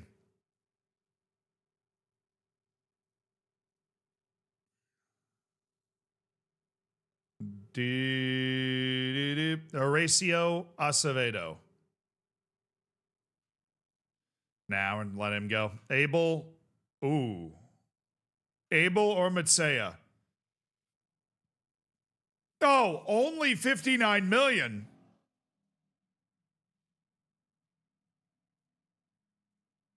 Only? Just said that earlier. Only 59. I mean, nobody told me he was only 59 million. Well, that makes it, you know, that makes it make a lot of sense. Ray Amagat, Peter Angelis, American. Playing in the NYCFC. Dude, this kid's an amateur. I mean, there's like no reason not to sign this guy. Right? Obviously, we're probably not going to get him registered for the first team, but you just bring him over. He's got value. He clearly has quality. He's kind of in the same category as Pedro Lopez quality-wise right now. That's why you don't bring him over. Because he thinks he's a squad player in the Liga right now as somebody coming out of NYCFC's academy. Like, no, I think you're a good player. Right? He knocks the ball past opponents. He's very good at taking people on when he receives the ball. He's got to add more to his game. But B-tier bomb squad? Yeah, I think so.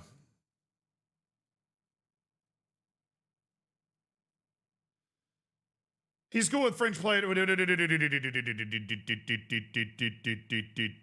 What? Bro, I got room. I got room in my wage budget. We are way too quick to shut me down on this. We are way too quick to shut me down on this, big dog. Big dog. We are way too quick to shut me down.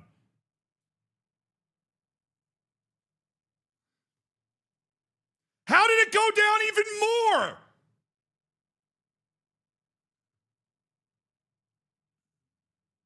Fine, I'm going to put him on the yes list. We're not going to do anything right now. Whatever. Miguel Lozano. Good jumping reach, decent strength, doesn't move poorly. Just doesn't have enough to his game, obviously. And the improvement is questionable, and a lack of team ethic also hurts him. Holmes Jr.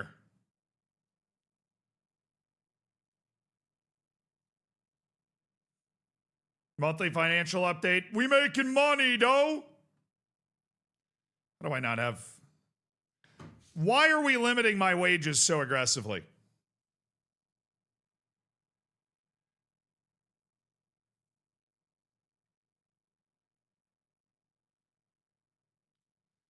Doesn't compute. But I like that my scouts are working so hard.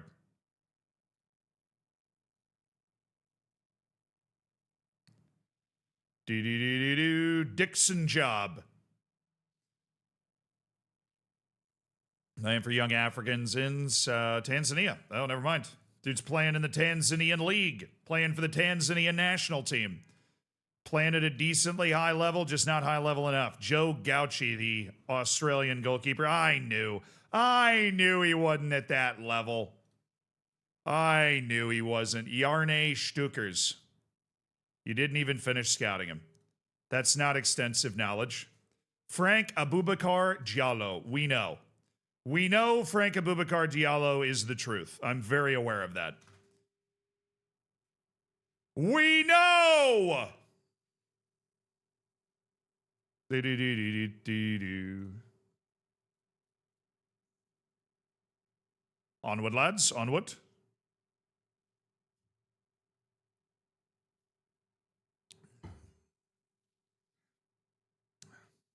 Wow. I don't know what my scout... Maybe my scouts have just been working on this for a while. I don't know what they're doing. But like, he found Franco Alfonso and says that Franco Alfonso is a significant improvement to the first team. And Casper Glenna. Okay, that was their report. But the scouts are now turning out like 9, 10 scouting reports a day.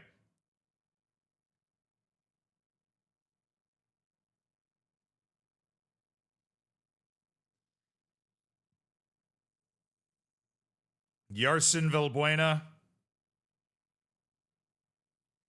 from Atlético Nacional. Keep a keen eye on Yerson Valbuena. Victor Madorano. Oh, he's 16. Oh, okay, yeah. Now that dude we're absolutely going to keep an eye on. Jose Alejandro Picon.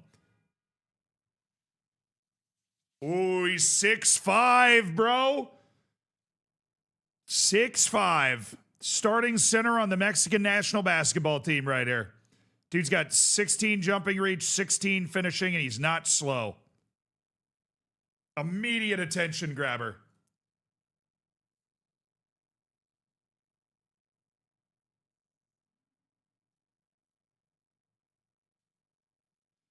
All right, definitely a good player. Thomas Rodea. He looks amazing, resolute, true. Unambitious Thomas Rodea, but he's level-headed, so he might be professional and loyal. Not a bad thing, makes him harder to sign, but it is what it is. All right, you go on keen eye right now, Mr. Rodea. Javier from the Spanish youth national team playing with the Sevilla U19s. All right, the problem is when you're scouting something like the Spanish U19s, you're usually getting guys that are playing for bigger clubs. Racing de Ferrol is not one of those bigger clubs, which gives us maybe a nice Spanish forward here. Alejandro Parguinas. Barja Escudero at Ponferradina. Nice. Couple of these guys popping up in teams that you're like, I could sign a guy from there. Not good enough, though. Christian Cook. U.S. team. Nope. Francisco Escobar. Now we're getting into Argentina. That's where things can get very exciting. We have 19 flair on this young man right now. 19 flair. Wonder Kid list for Francisco Escobar. Lucio Flores. Elite athlete, but honestly, my boy Pedro Lopez is better. DJ Carey with the 5 gifted subs. Yes, DJ. Yes, DJ. Thank you for the 5 gifted subs, DJ.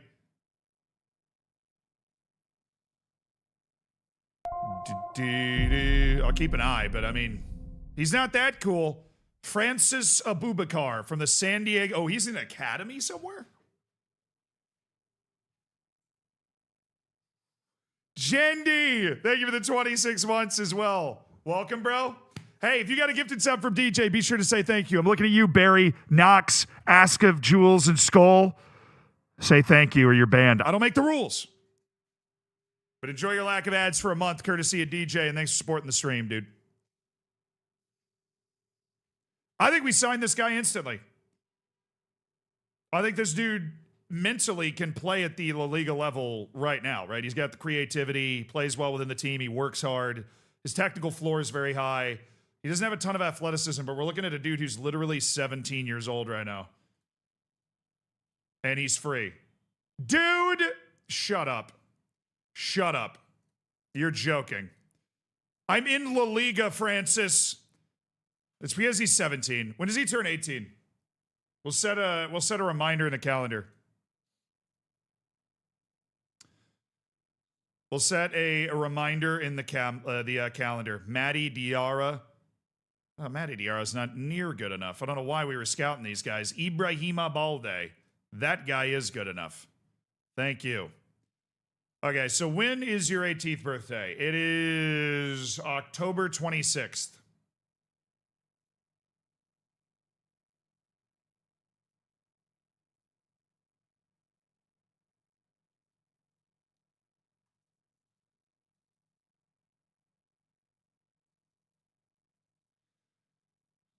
Do we get to add this to the list of random functionalities that they have just removed from the game? Can I not add a...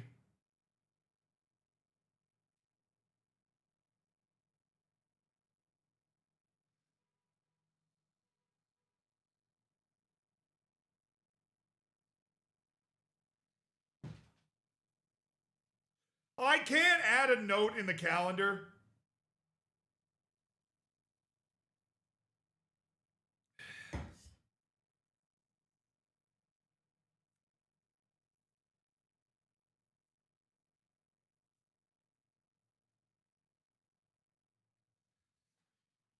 Chat, when we get to the 26th, we need to go get a Bubakar, all right?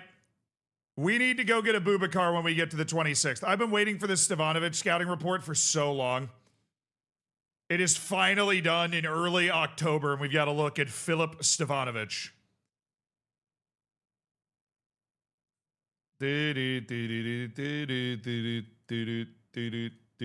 Brandon Vasquez.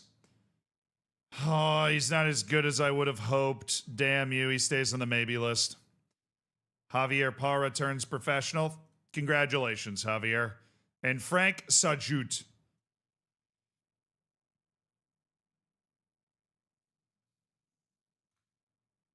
A break class in case of emergency striker. All right. We already did the fitness test, so I guess we're just running whatever first team we've got in this match today.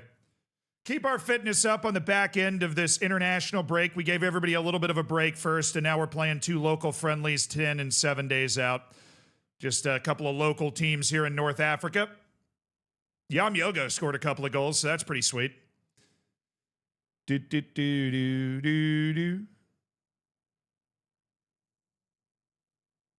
My goodness. We are actually, like, I don't know if something just broke in the game, but I am all of a sudden getting scouting reports like every single day.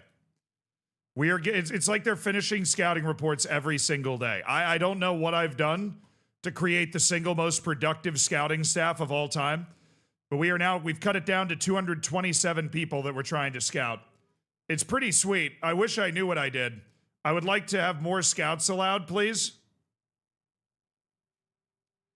And I would like to have more recruitment analysts allowed, please.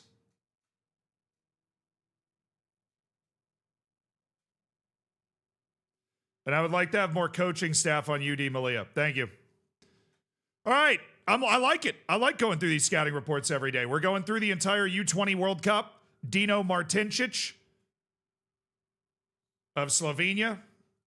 He's loaned out from Maribor. Definitely a guy worth keeping an eye on. Eric Magana. He's 19. Non-EU. Non-EU category for us is pretty expansive, but it does not include Mexico. Adrian Antas. He is a Celta Vigo player, goalkeeper, 18 years old, great shot stopper. Positioning, reflexes, handling, agility. I mean, kid is a natural-born killer when it comes to stopping shots. It's got my attention. Ruben Gerardo is on Sevilla, currently playing with their C team as a right winger. Keep an eye. Stuart Meyer.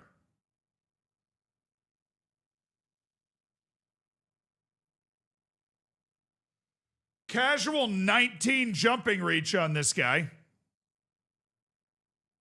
Very high technical floor. Very unusual for an American player to have that kind of technique at that age. He's come up at the Real Salt Lake Academy. I think we're going to throw him on the yes list. That dude's free. And we are not the only team that sees him. RB Leipzig is looking at him too. Daniel Bradford. Corpus Christi FC star player in the USL.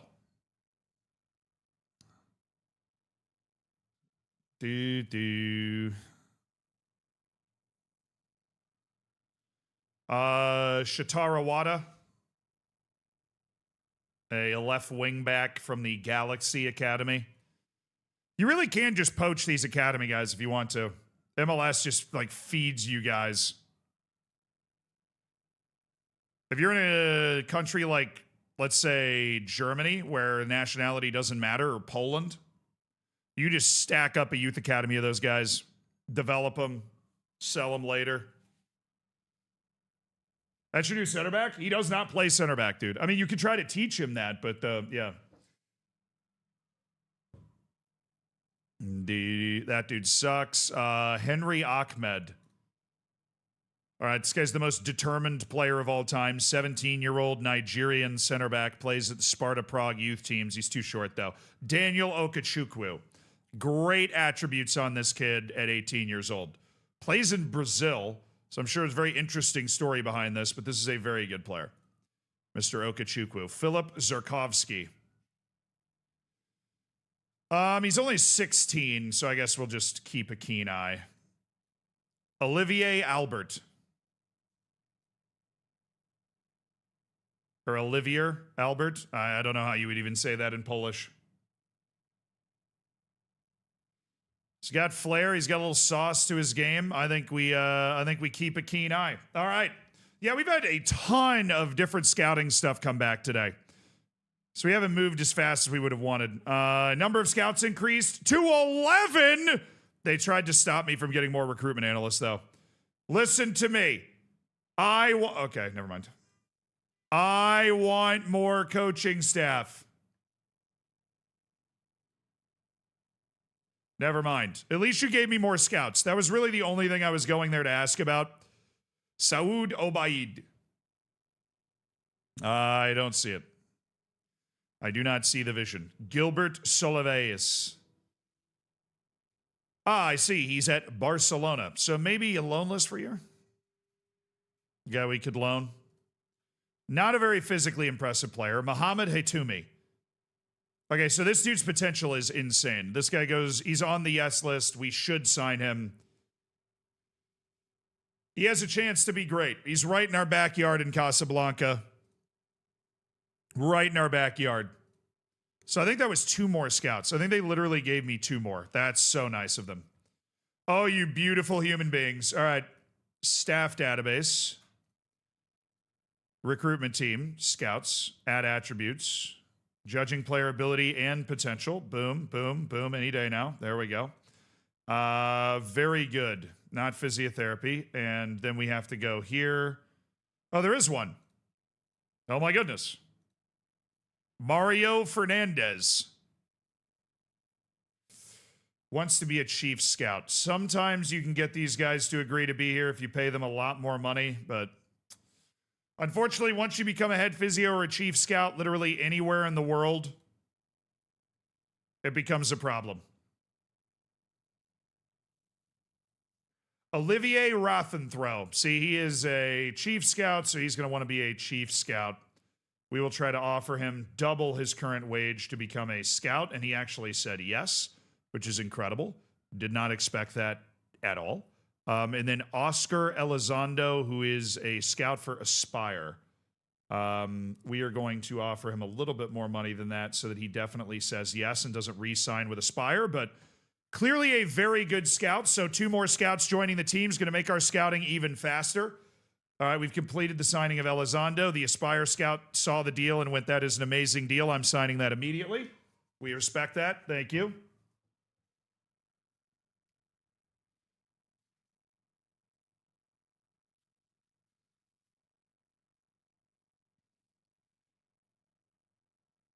It used to be harder in FM24. I couldn't get U.S. Academy kids to come to Ligue 2. Yeah, I mean, maybe they made it easier for you to convince those guys. I think they made the players better, too. Because like 4 or 5 FMs ago, the MLS Academy system where everybody is free and not under contract was very good. Hi, Cifuentes. Marty Cifuentes, the coach of Southampton.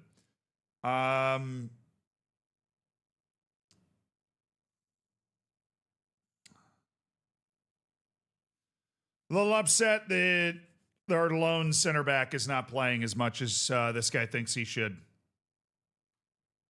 He hasn't come close to hitting the heights of some of the other guys in the squad, but I expect that loan will be terminated in January. And if so, that is completely fine.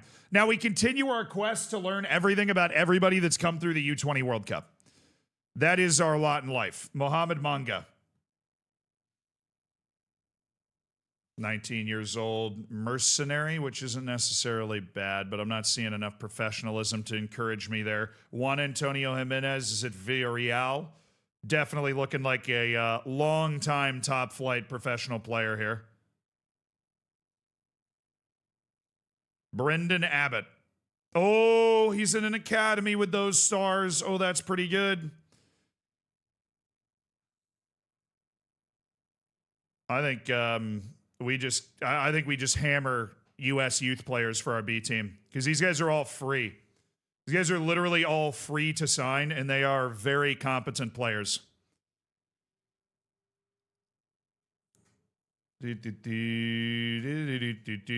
Tall. Oh, no. Is this guy an academy player? Oh, he's a speed merchant. I was kind of hoping he had a little more quality in other parts of his game. He's Israeli? Is that EU?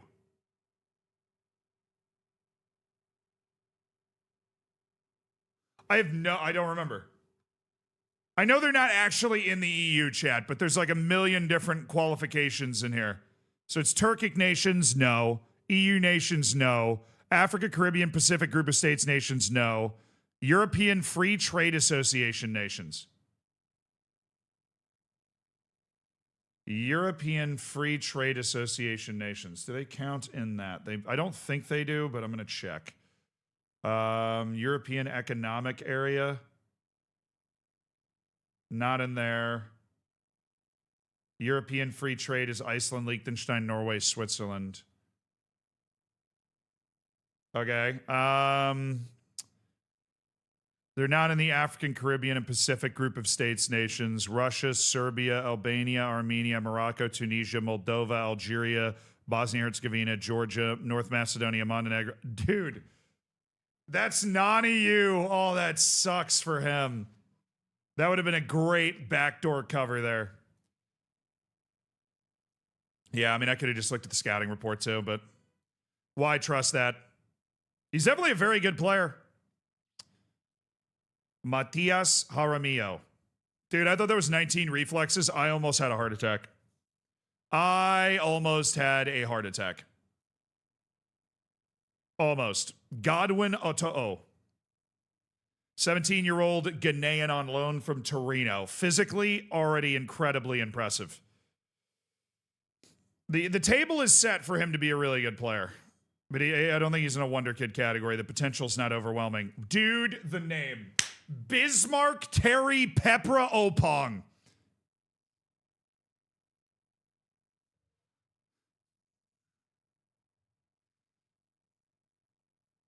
He's big, too. He's 6'6". He is 6'6". We will keep a keen eye on Bismarck Terry. Gratian Kasia. I don't love a guy that's slow, not super tall, and not super strong. It is hard to make it as a center back when you got those things working against you. I mean, this guy's got some decent mentality, but he's already 19 as well. Mikhail Zabrovsky, Bayern 2. Well, if he's got any actual potential, Bayern's going to try to squeeze it out of him, but I'll put him on the loan list for a year. All right, Mahmoud Tayara. We got a decent Syrian goalkeeper who's playing for Al Ahly SC in Syria. All right. 20 what? This dude's doing 360 between the legs dunks right now. 20 jumping reach on Mahmoud Tayara. This dude blots out the sun. Literally blots out the sun. Wow. He's 1.4 to 2.8 million. The Syrian league is asking for money. They are not handing over their players for free like the U.S. is. Ali Al-Halak, 16 finishing, some weird physical ability that's popped up. He's only 17 years old. And he's got plenty of technique, so I think he's somebody we want to keep an eye on. He's definitely going to be a Syrian national team player. Pavel Sharupla. Been waiting for that damn scouting report for a long time, and let me tell you what, he is not that good. He's not nearly as good as everybody is freaking hyping him up to be. All right, Matos is back, so that is a great use of the international break there for Matos to fully recover from his injury and now get a little bit of time in training as well.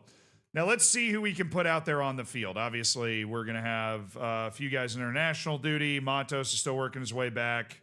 Iyad Muhammad is gone. Kieto, how long are you still out? 2 to 4 weeks? Alrighty. Habibi, you're going to go in. Yanez is out. We're going to have that. Lopez over there. Lopez, when you step wide right, I'm going to need you to play as a winger. Just do your thing. Nino's feeling a little meh, so let's get... No, he's already ready to go. Santos, we're going to get you some reps. Mayans, we're going to get you some reps. Olmedo, got to keep you sharp because you're basically a starter anyways. And Kai Sanda. And we're going to get Duran and Hennig out there. As up, Johnson's away on international duty, not freaking playing. So list yet? Let's give Carvalho the run, and let's give Matos the run so we can get that sharpness up. Alrighty. That's good. Just 2 friendlies during the international break.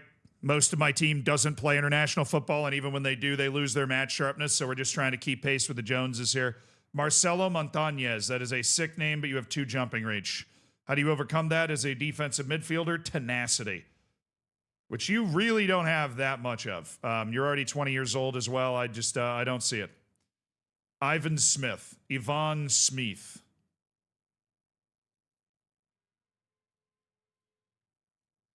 Leonard Harchis. Yeah, he's decent. Leonard Harchis is a decent player. It's crazy because we're finally getting scouting reports on a lot of the guys that I was like, I swear every Argentine league player has the same attributes. It's 12s and 13s everywhere. It is a constant of life. Every Argentine league player has 12s and 13s at everything.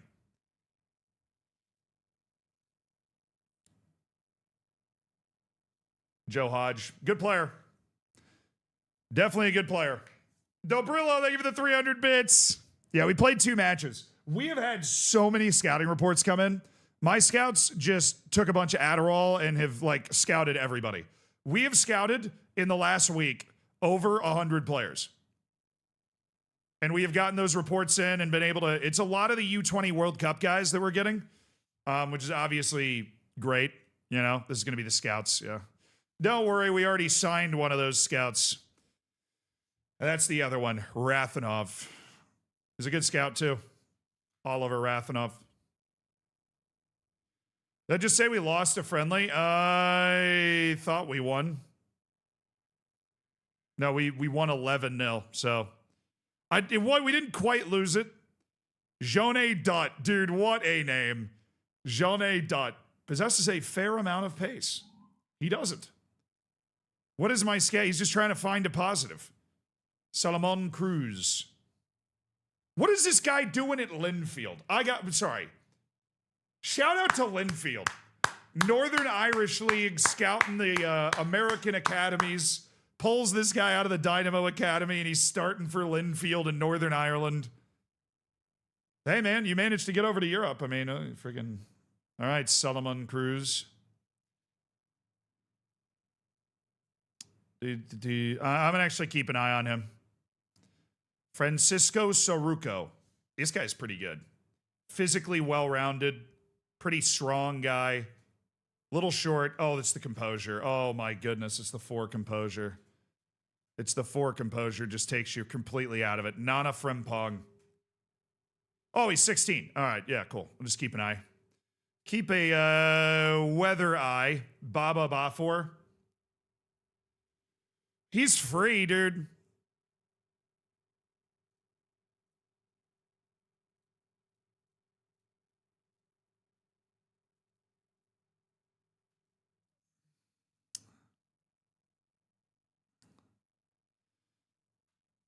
Yeah, I don't think he's got the well-rounded game to be able to play in the Liga, but he's definitely a guy we can bring in as like an academy piece if he wants to make a deal here. Didn't really feel like negotiating that hard, but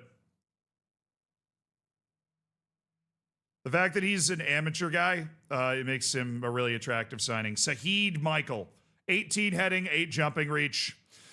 I mean, hopefully he hits a growth spurt. All right, the guy's 16 years old. Okay, hopefully he hits that growth spurt and he's flying. Kola Namoni, a 19-year-old goalkeeper playing in the Nigerian league.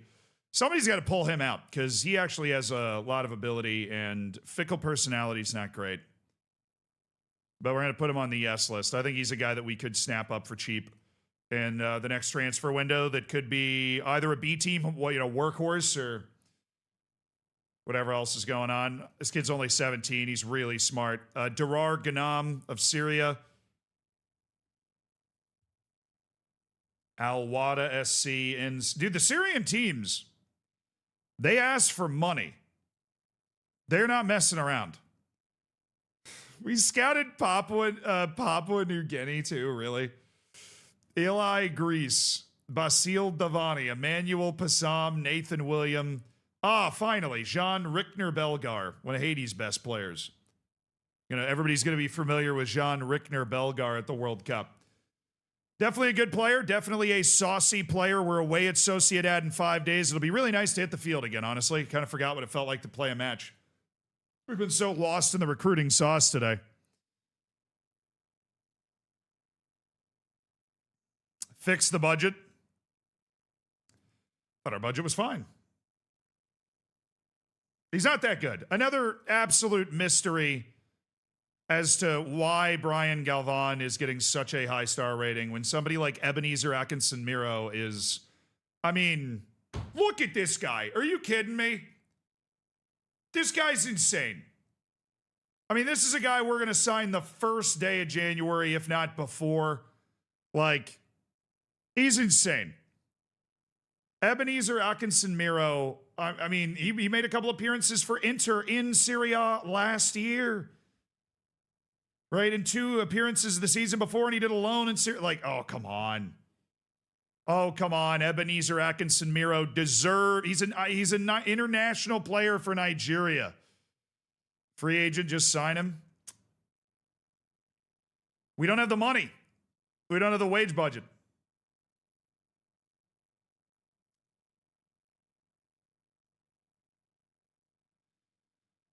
Yeah, I want to leave a little bit in our transfer budget. I want to leave like 100,000 in our transfer budget. We don't have the money right now. You're right. If we wait until 1-1, other clubs are going to snap him up. What about this Abdallah guy? Oh my goodness. Where were these guys before? You had some of the scouting budget? True.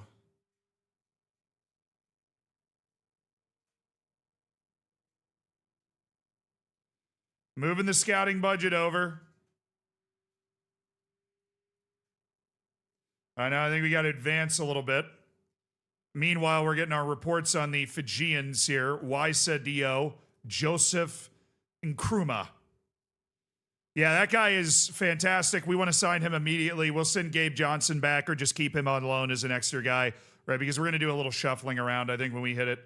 He's playing for Mississippi Brila. Keiki, we've already signed. This guy's joining us in January. Look at the skill on the ball that Keiki's going to be able to bring to us. He's not quite as good of a passer as some of the other guys we've got, but he is truly elite at receiving the ball and being able to just absolutely lash somebody. And we've got him for free on an end of contract signing. And then there's Misail Aguirre. This is a good player. This is definitely a good player. He stays on the yes list. And Igor Sorote.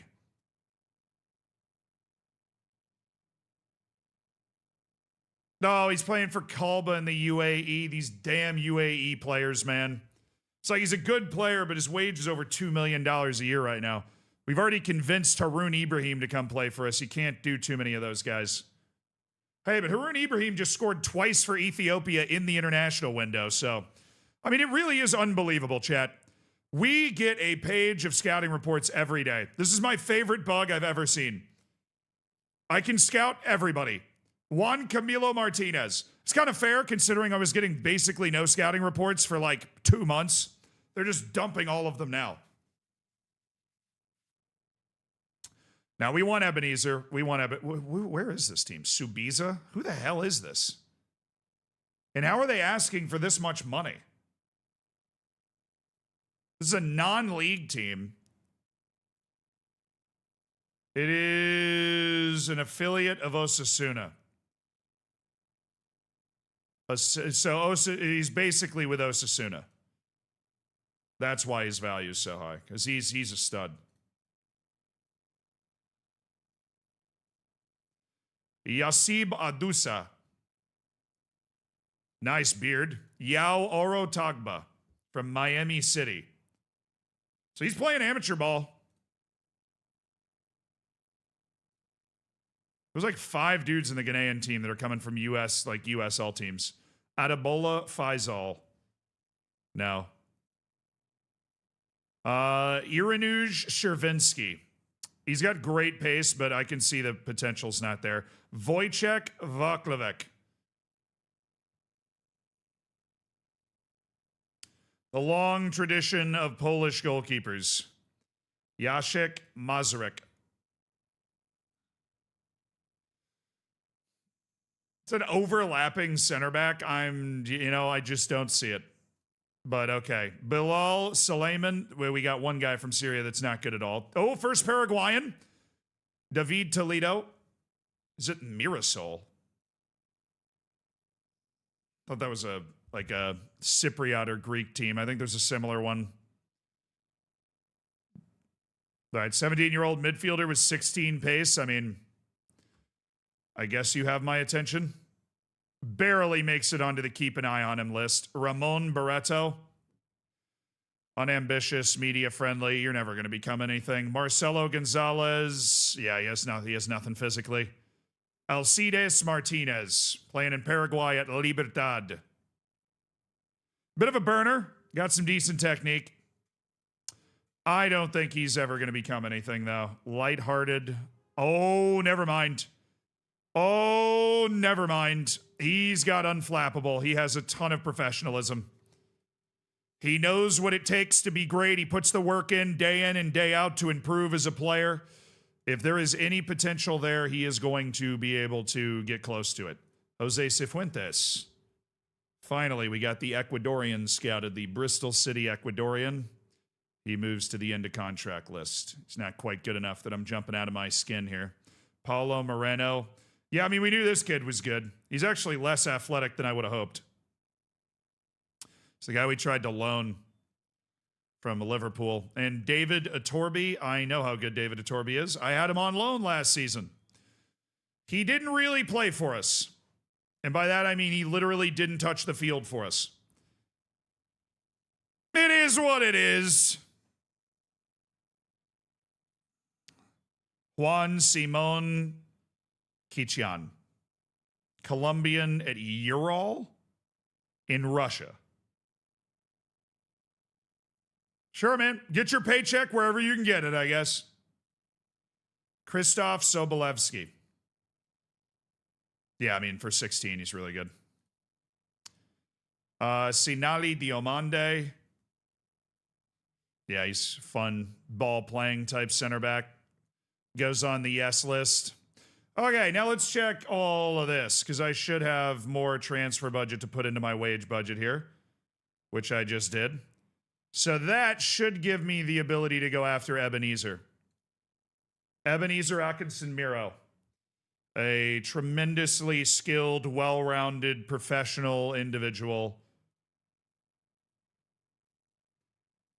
How's the way? Yeah, baby! Yeah, baby! Yes, sir! Oh, we're going to get him for absolute peanuts, dude. $10 million release clause on Ebenezer Atkinson Miro.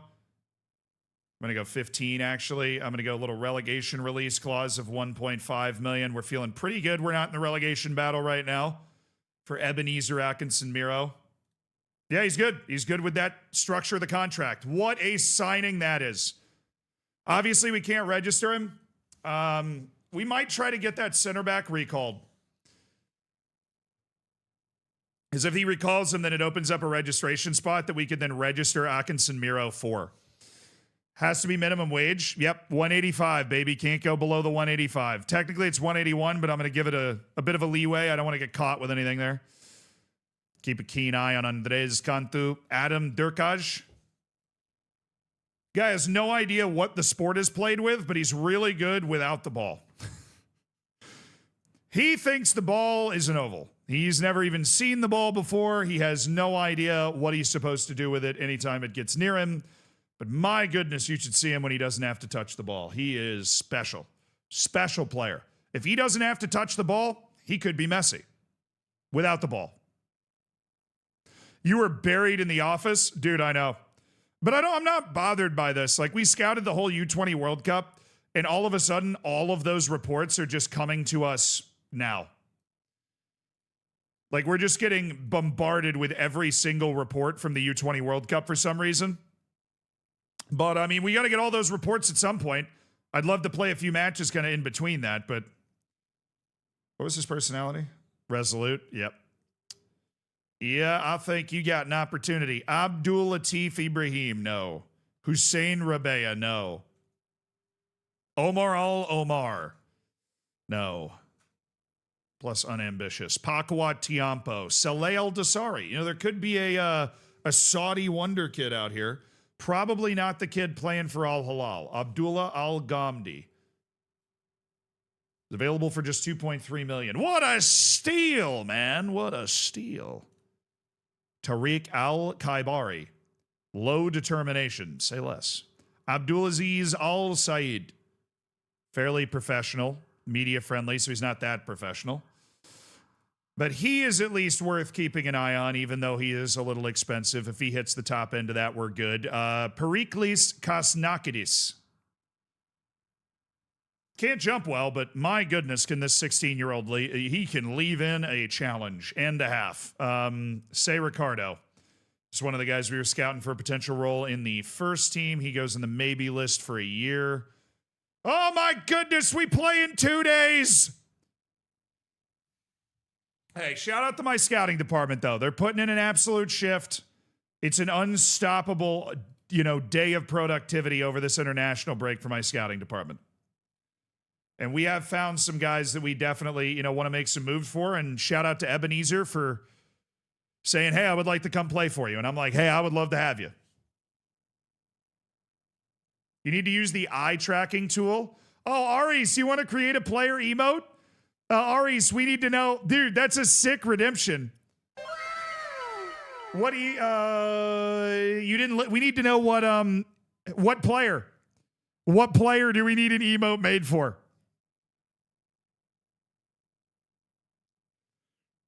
We have had a 200,000 channel point redemption to literally make an emote for an emote for Willie. Nice.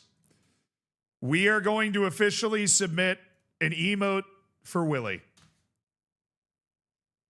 Shout out to Aris for redeeming a new player emote. We will be making a player emote for Big Willie. I'm going to see what we can get past Twitch mod there. That might take a little longer than usual because we're going to have to come up with something that can get past Twitch moderation while also honoring the spirit of the name.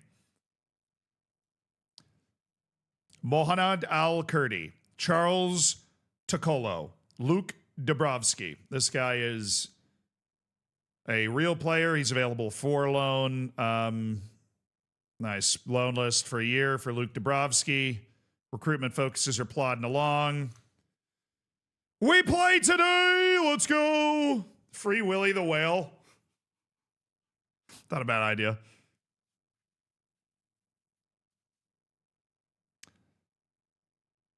Willie is a metal slug emote. Download the Mr. T skin, man. Makes it look way better. Dude, the game is already so buggy. I even got no cap. I ain't gonna lie. The game is already so buggy that it, like...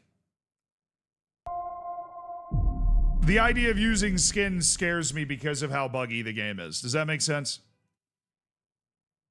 The idea of using skins scares me because I know it's a bad one, but of what's that. brown and sticky? A stick. F. Henry. Terrible dad joke. Thank you for the 18 months, my dude. Egregious dad joke. Diabolical dad joke. All right. Time to get the team together. Petrov. Abadaba Yam Yogo. No. Ibrahim. Yes. Madhu Murcia stepping in for Sergi Mayans on the left side.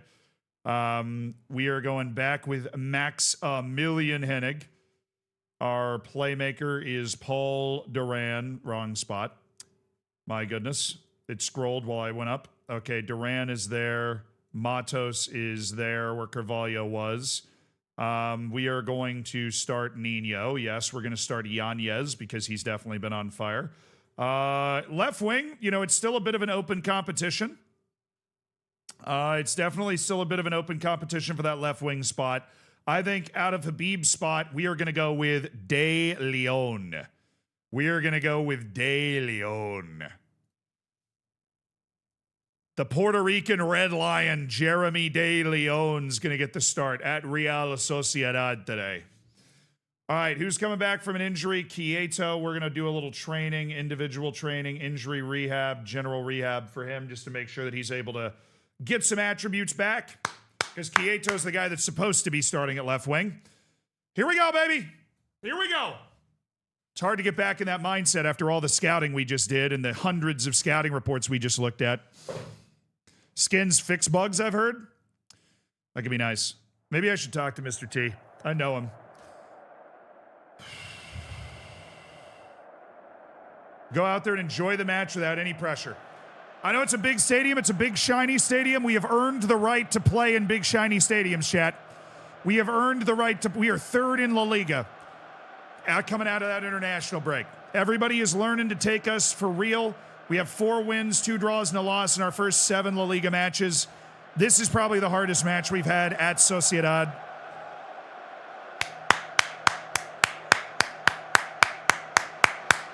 Let's go, baby. Let's go.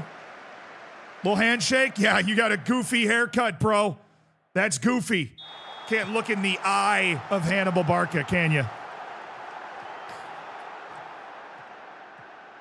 You know what we do? We dig in. We grind out results.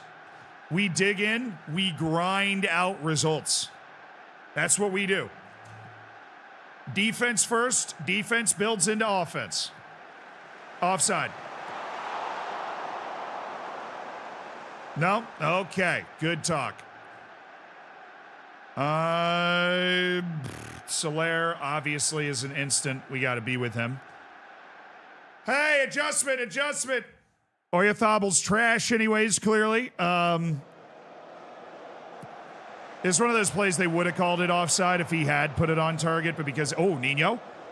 You know, cheeky little play from Nino there. The counter might be on. Danny Yanez.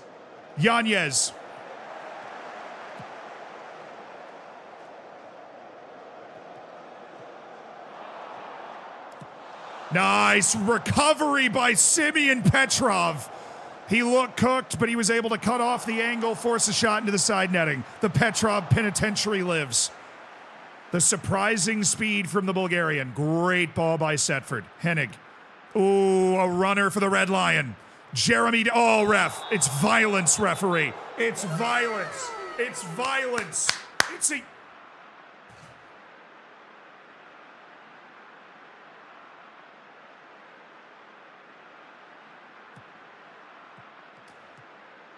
Duran. Haroun Ibrahim. Fresh off 2 goals in the international break.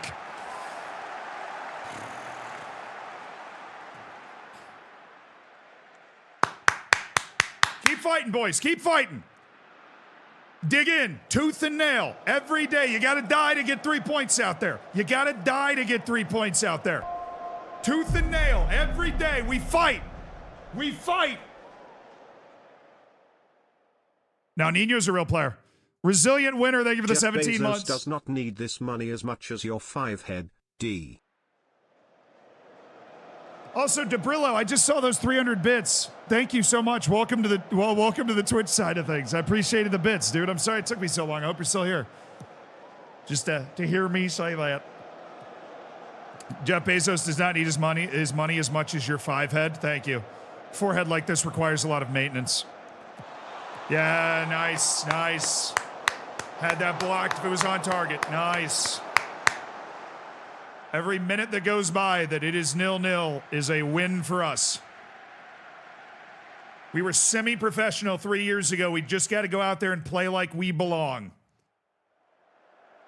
The most important thing for us in every match this year is don't get blown away early. Structure, discipline, mental toughness. Do not get blown away early. That's not great from Matos there.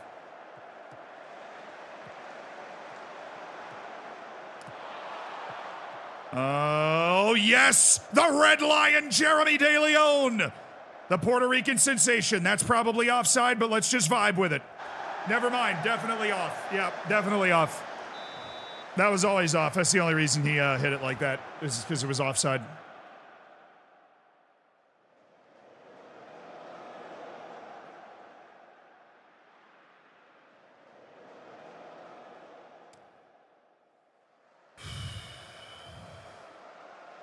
Yes!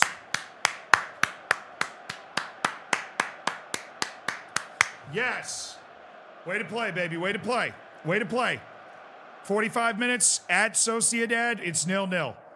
It's 0-0. I'm happy with our performance so far. We are delivering on what we came here to do. Which is prove that we belong on this field with this team. I think we've proven that in the first 45 minutes. We've seen some liveliness. We've seen some life.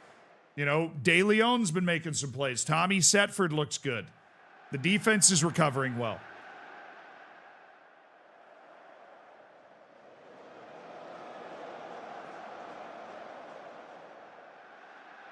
Yeah, we made some plays. We have made some plays.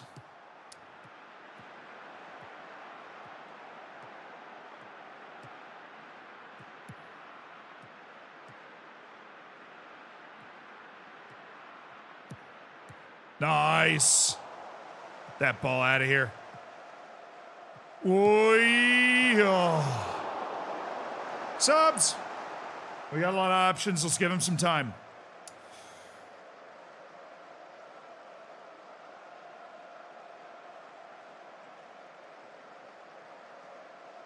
Pedro, get Yanez.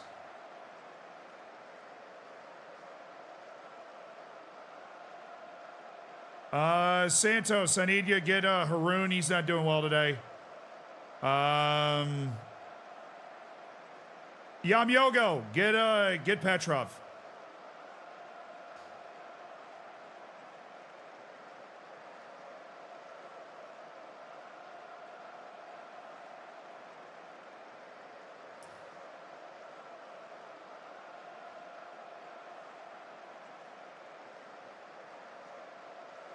Now leave Petrov in. Leave Petrov in. Leave Petrov in. We want to go with Johnson. Johnson, you're in. You're a playmaker.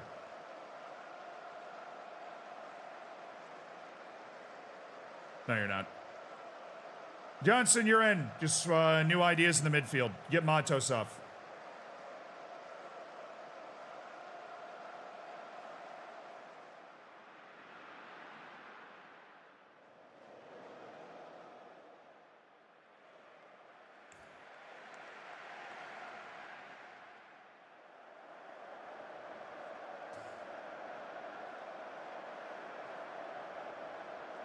Sweaty, sweaty, sweaty. Be sweaty.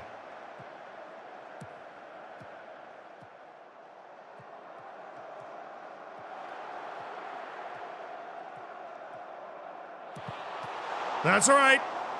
That's all right. Make him make an unbelievable play there. Bit uncomfortable from Setford to have to just kind of kick that away, but he got it. Not the guy we want with the ball there. Olmedo is good with it. Nice pass. Johnson. Nice. Oh, this isn't it. Oh, it is. Oh, go. Come on, you speed demon. Dang it. Oh, go. Lopez.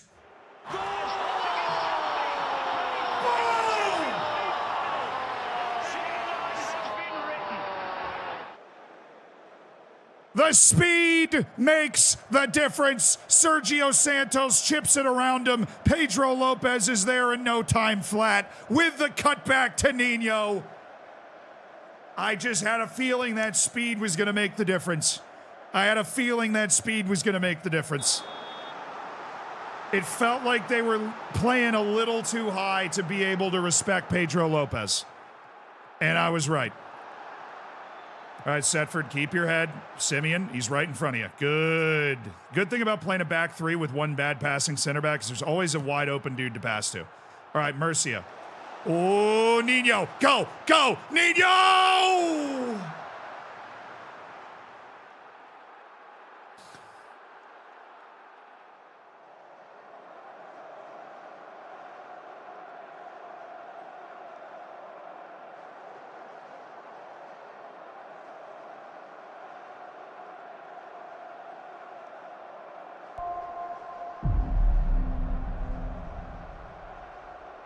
Habib!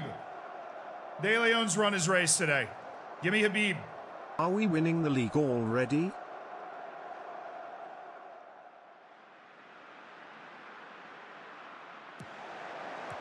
Oh boy, Santos! Tommy Setford gets a big paw on it. Sub! Mayans, get Hennig. We need fresh leg defense. Go in. I want you in before the set piece because you're taller too. Go.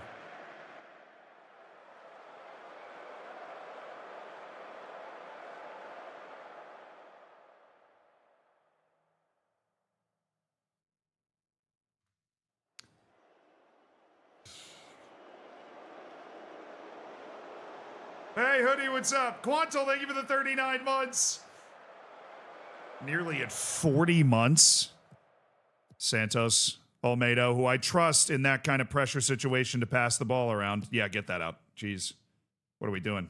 Yeah, I don't hate that flick on either. Let's get our shape. Let's get our line set. Ooh, yeah.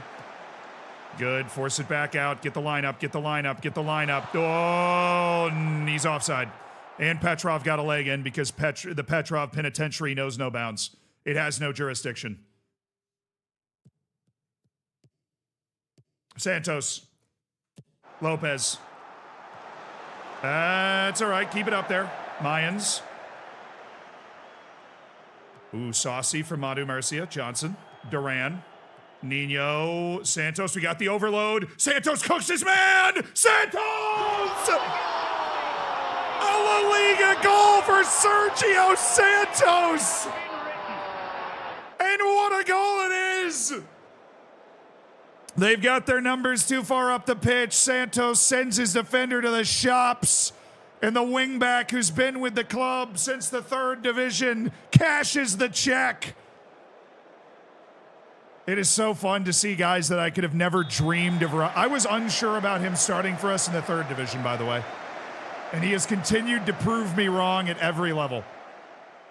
What a move by Sergio Santos. We are perfect on the road, chat. We are literally perfect on the road. We have not allowed a goal, and we've won every match on the road. We're cashing checks on the road that are unimaginable. Yeah, Santos is not a guy that's considered as somebody that can really play at this level consistently, but that was nice. We are in second after 8 matches. Going to be a little hard to catch Real Madrid. They've won every match they've played, and their goal difference is 28, and ours is 5. But we are in second.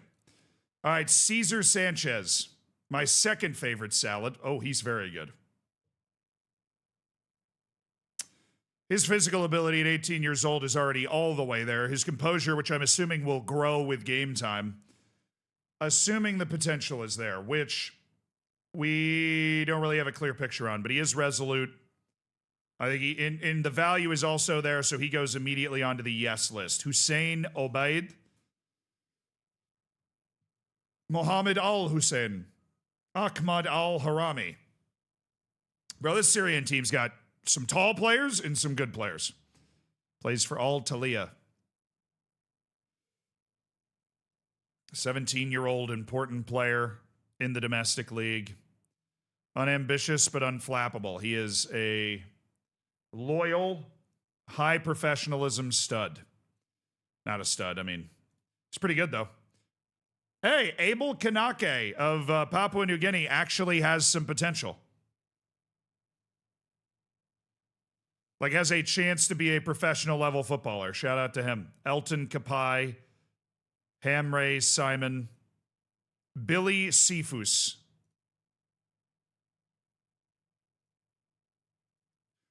Don't see a lot of Greek kids named Billy. Was just checking. Thought he had some American in there. Dimitris Zygaridis.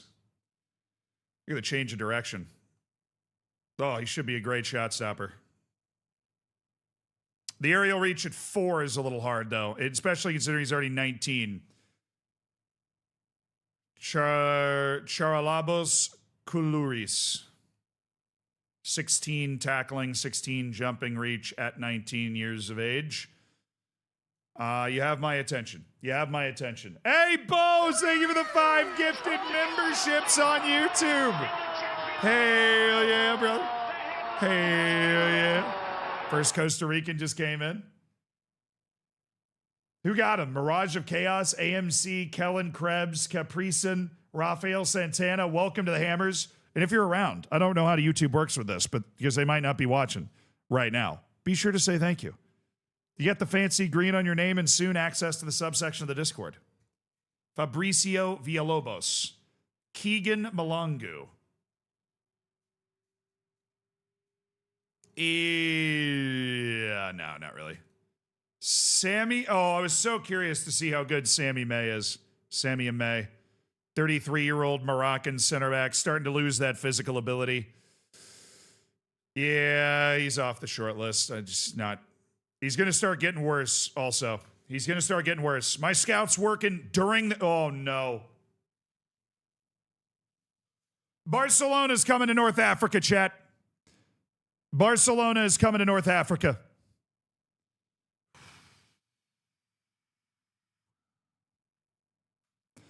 The kiddie playtime is over. Barcelona's coming to North Africa.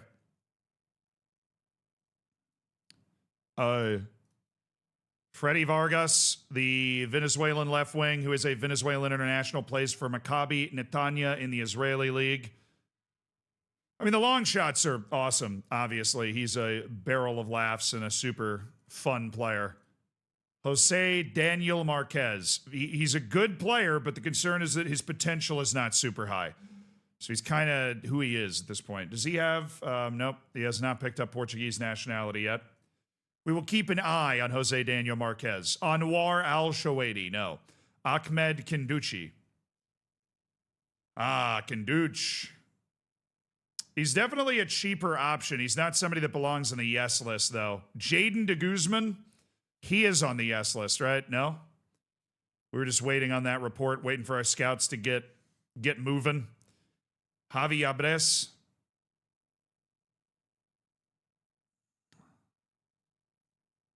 I want to finish that scouting report. We'll see. Boris Eno. 1.2 million. He is not a yes shortlist player. Sorry. Philip James. Oh, this is the guy from Kano Pillars. I've known about this guy. The issue is that his potential just isn't, it's there, but it's not really there. He has minor indications of his professionalism. And his value, he would cost a couple $100,000 to get. Matteo Franchi. You go on the Wonder Kid list. You're not an instant yes. I mean, you're 10 to 13 million. Gabin Bernardeu. from Nice. He stays on the yes list 100%. We love Gavin Bernardeu. Ilyas Belmokhtar.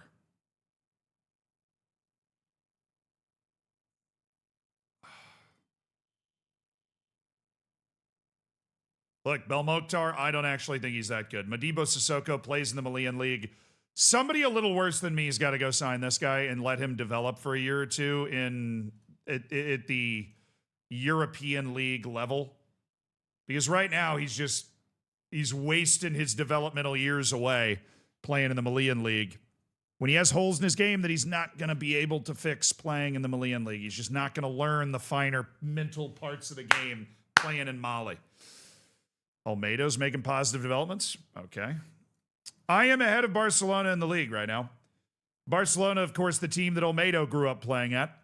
And then Olmedo decided to come down and join us in the third division, where he has helped win back-to-back promotions, made over 85 league appearances in 2+ seasons, and continues to be a regular in the first team.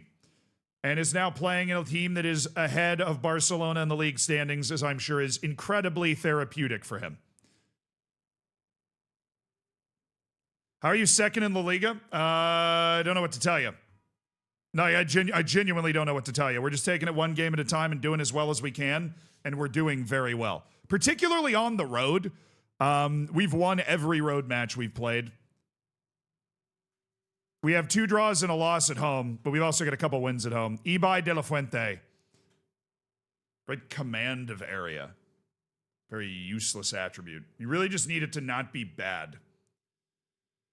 He's ambitious? Well, that's not the Bilbao way. All right, Simon Fisher from Papua New Guinea, Peter Chambo from Papua New Guinea, Richard Ramanai from Papua New Guinea, Alejandro Ortiz from Paraguay.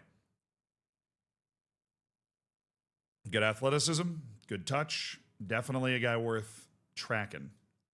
Miguel Mendez doesn't have the potential. Marco Vera, 18 years old, left wing. Not that little, though. Yeah, he's unflappable. He's got good professionalism. We'll see how much that helps playing in Paraguay. Ooh, that was 18 jumping reach. That damn natural fitness jump scare. It's right between pace and jumping reach. You always think it's like one of the two. Damnation. Kane, Kessler, Hayden. Wow, he's a natural at both wingback positions. That is really cool. That is an exceedingly rare player and somebody that is on our yes list, I believe. Should be. And Valentin Antov. Damn, he's good. What a brain Valentin Antov has. If we could pair him with Simeon Petrov and go all Bulgarian on the back line, oh, that would be awesome. Huge signing, Ebenezer Akinsinmiro. This is such a good player. Nigerian international, was a reserve player at Inter the last couple of years, but so well-rounded physically, technically, can really attack the goal, doesn't give up a ton defensively. Really love this signing. His value is so low, $185,000 a year on the contract. It's just such a great deal. Such a great deal. Atkinson Morrow, obviously we can't register him yet. But alas, we can wait until January 1st. That's completely fine. Muniz. Oh, okay. Dude's at Castilla. Like, what? They're not asking for a ton of money, though. I suppose we'll keep an eye on him. He's not a bad player. Raymond Elijah. Mohamed Al-Murabit. He doesn't like big matches. I saw it on the last screen. So I think definitely not a yes list guy. And Peter, like...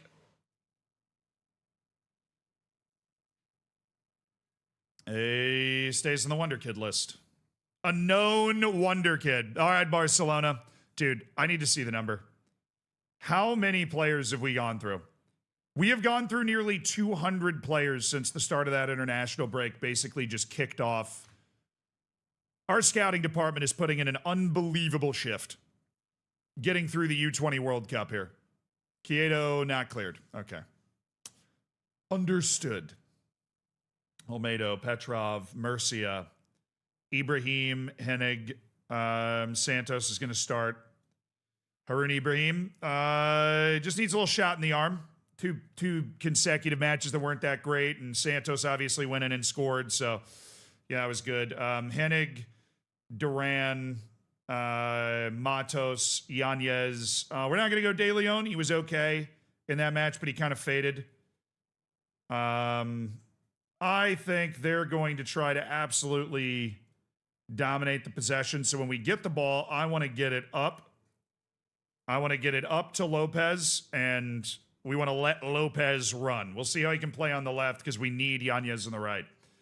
But Lopez, I'm giving you the start against Barcelona today. This is our academy kid taking the field against Barcelona. Let's get up now. Barcelona's coming to North Africa.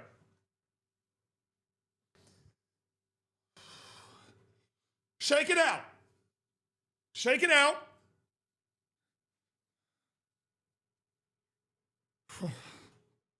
Our playlist is taking us here. We got Barcelona coming to North Africa.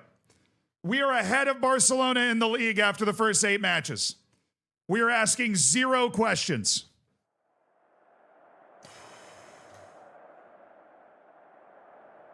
I expect a win tonight. Go out there and enjoy the match, boys, and let me be honest. I have so much faith in this team to be able to do what needs to be done today. The Alvarez Claro.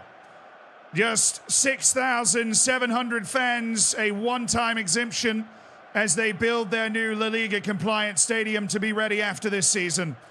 A special, unique scene in La Liga as UD Melilla of North Africa host Barcelona for the first time as mutuals.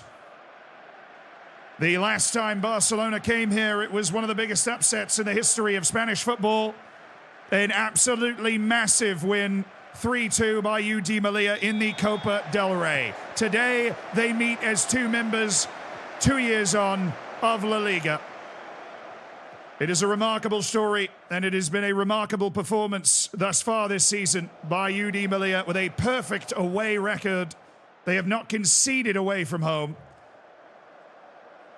They have won 5 of their first 8 La Liga matches. And their defense has been exemplary.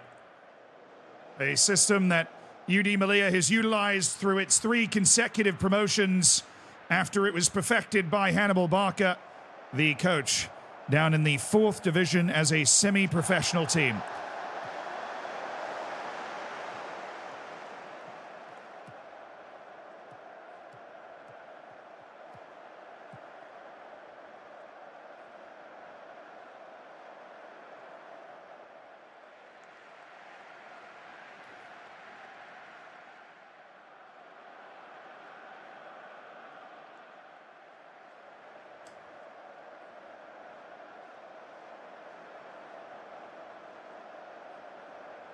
Every minute that goes by without a highlight, every minute that goes by without a chance, every minute that goes by without an open door for Barca is a win for us, chat. It is a win for us.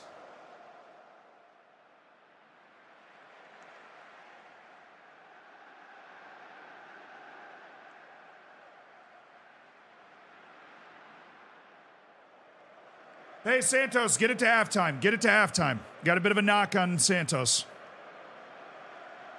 It's fine. We got a good player, Haroon Ibrahim, the Ethiopian, that can back him up.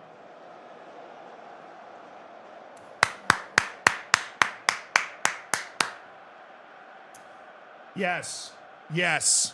Yes. Yes. Yes. Yes. I'm delighted. I mean, we're doing wonderfully, guys. We're doing wonderfully. Where is Haroon Ibrahim? Good. He's got the right mentality for today. We do not have to use a substitution window then to make that change. Okay. They're going to be angry. They're going to be upset. They're going to be pushing. We're not going to change anything. We're going to stay really steady. We're set up. We got our flat back 5 with 2 DMs. Very difficult to break us down. Just got to make sure we keep the energy in our legs to close down at a reasonable speed here. But we're performing very well. They can't get anything going. And we're getting our windows. We've taken 8 shots in this game. That's not good.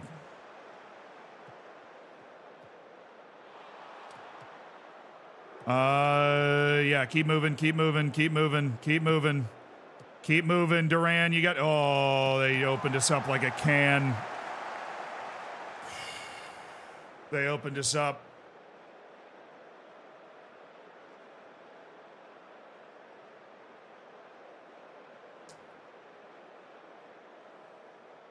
They were able to get us a little out of position there. That was where we failed. We had Matos was trying to cover it fullback, and then Duran was trying to cover for him. All right, Nino, use your athleticism. Buy us some time to get numbers up here. This is exactly what we need. Look at this run from, oh my goodness, Nino. Lopez. It's Matos. It's his moment. It's not. Ibrahim. Yanez!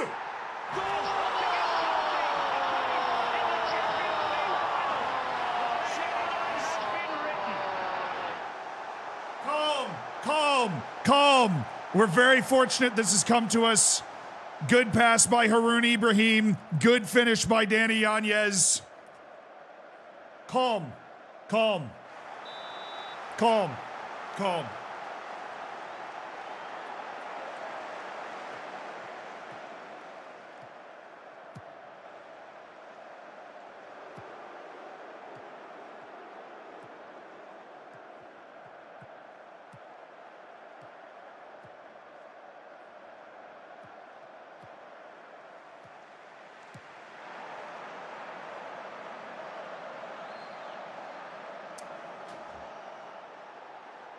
How did we not get the back line right on this? Who messed it up? Oh.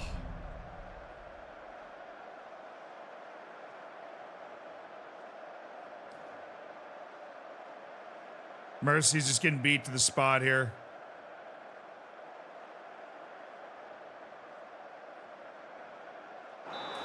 Can't let him go across your face, Madhu. You cannot let him go across your face like that.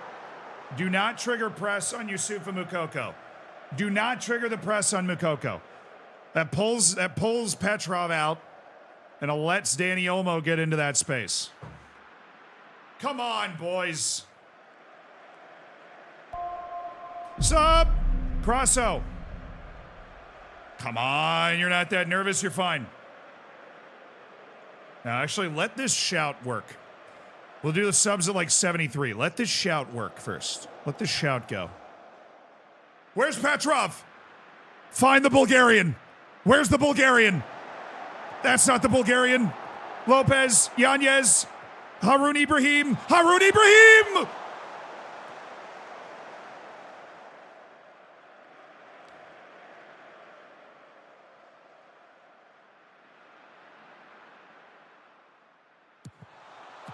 Nice, Haroun. Get there. Nice. Oh, great work, Nino. That's why you're a most expensive signing ever. Yanez. Hennig. Oh, Lopez. Cook him. Run. Run, brother. This is what you do. Lopez. Nice. He's backed him in. Oh, it's Hennig.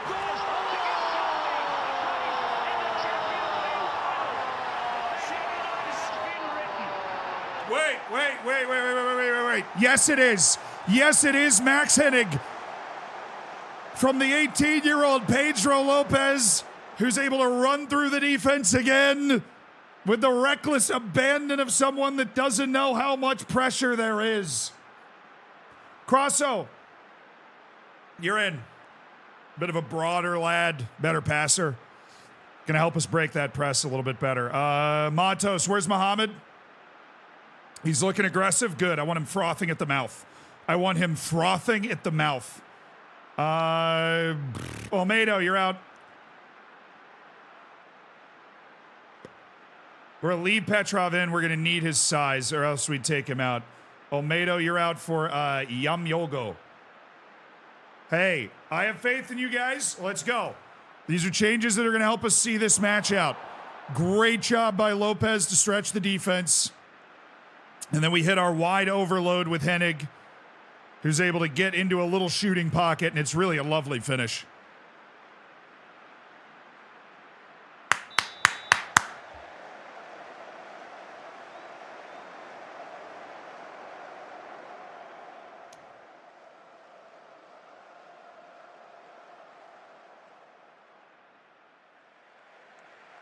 I was right, man.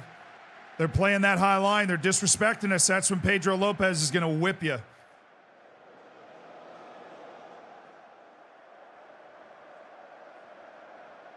Hey, look at me. Look at me. Sub. Sub. Pedro. No, not Pedro.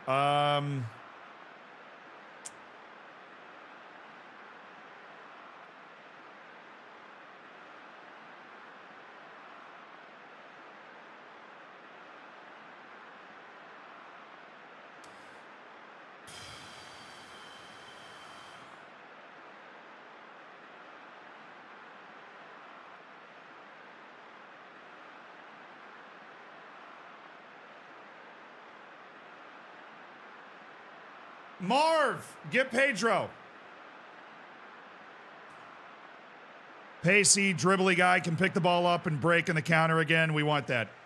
Get Pedro. I'm going to be a little visionary with what we're doing off the bench here.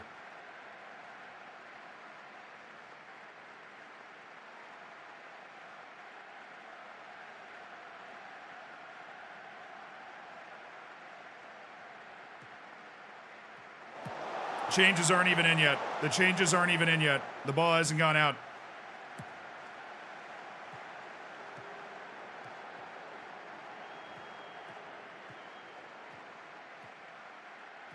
Madu, you gotta go. Madu, you gotta go. Madu.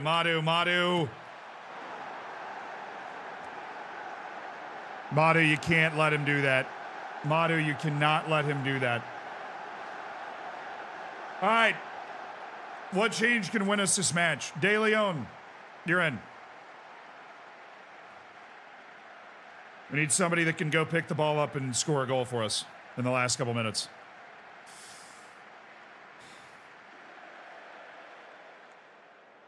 Can't let him do that.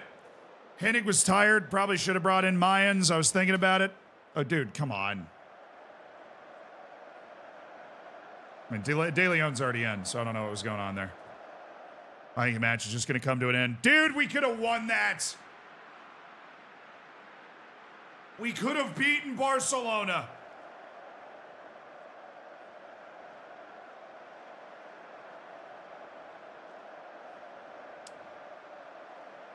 Now, obviously, there's no shame in drawing this match. It just hurts. It's the second time we've given up a 90th minute goal to drop 2 points this season. As amazing as it sounds, like we absolutely could be even in a better spot than we are. We've dropped 4 points in the last minute. But hey, look, we drew Barcelona. I mean, like, I don't know where Lamine Yamal was, but we have stayed ahead of Barcelona in the league table after playing Barcelona. We continue to fly so high, we're going to get a nosebleed here. But, you know,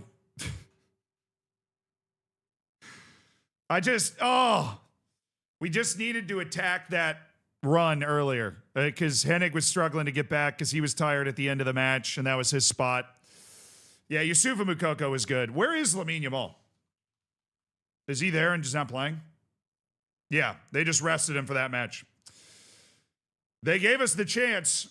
We didn't have to play their Ballon d'Or type player. And we still, whatever. You know what?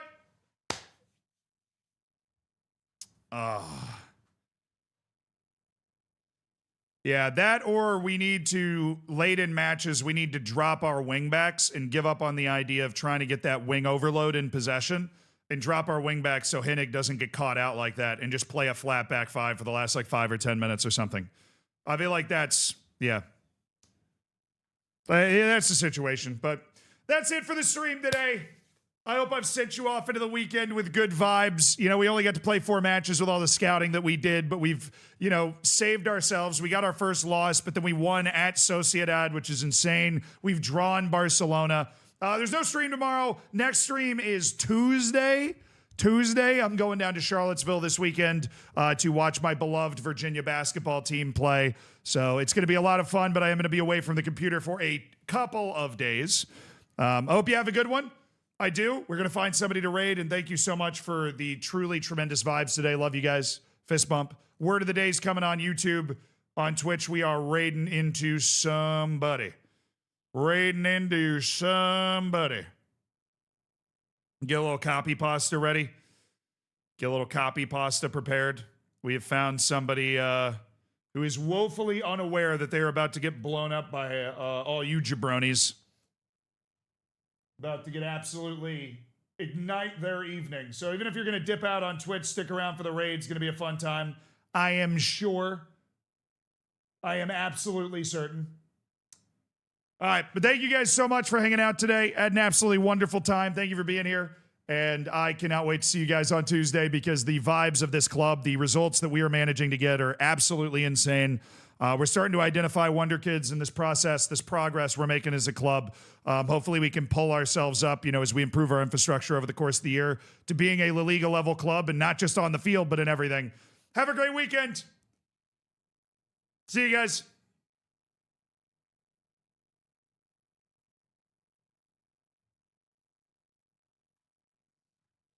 Alrighty. Thinking word of the day.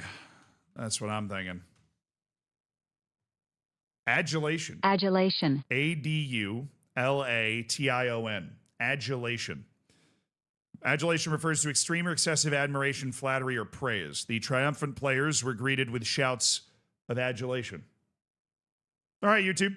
Have a good one. Remember to use adulation today.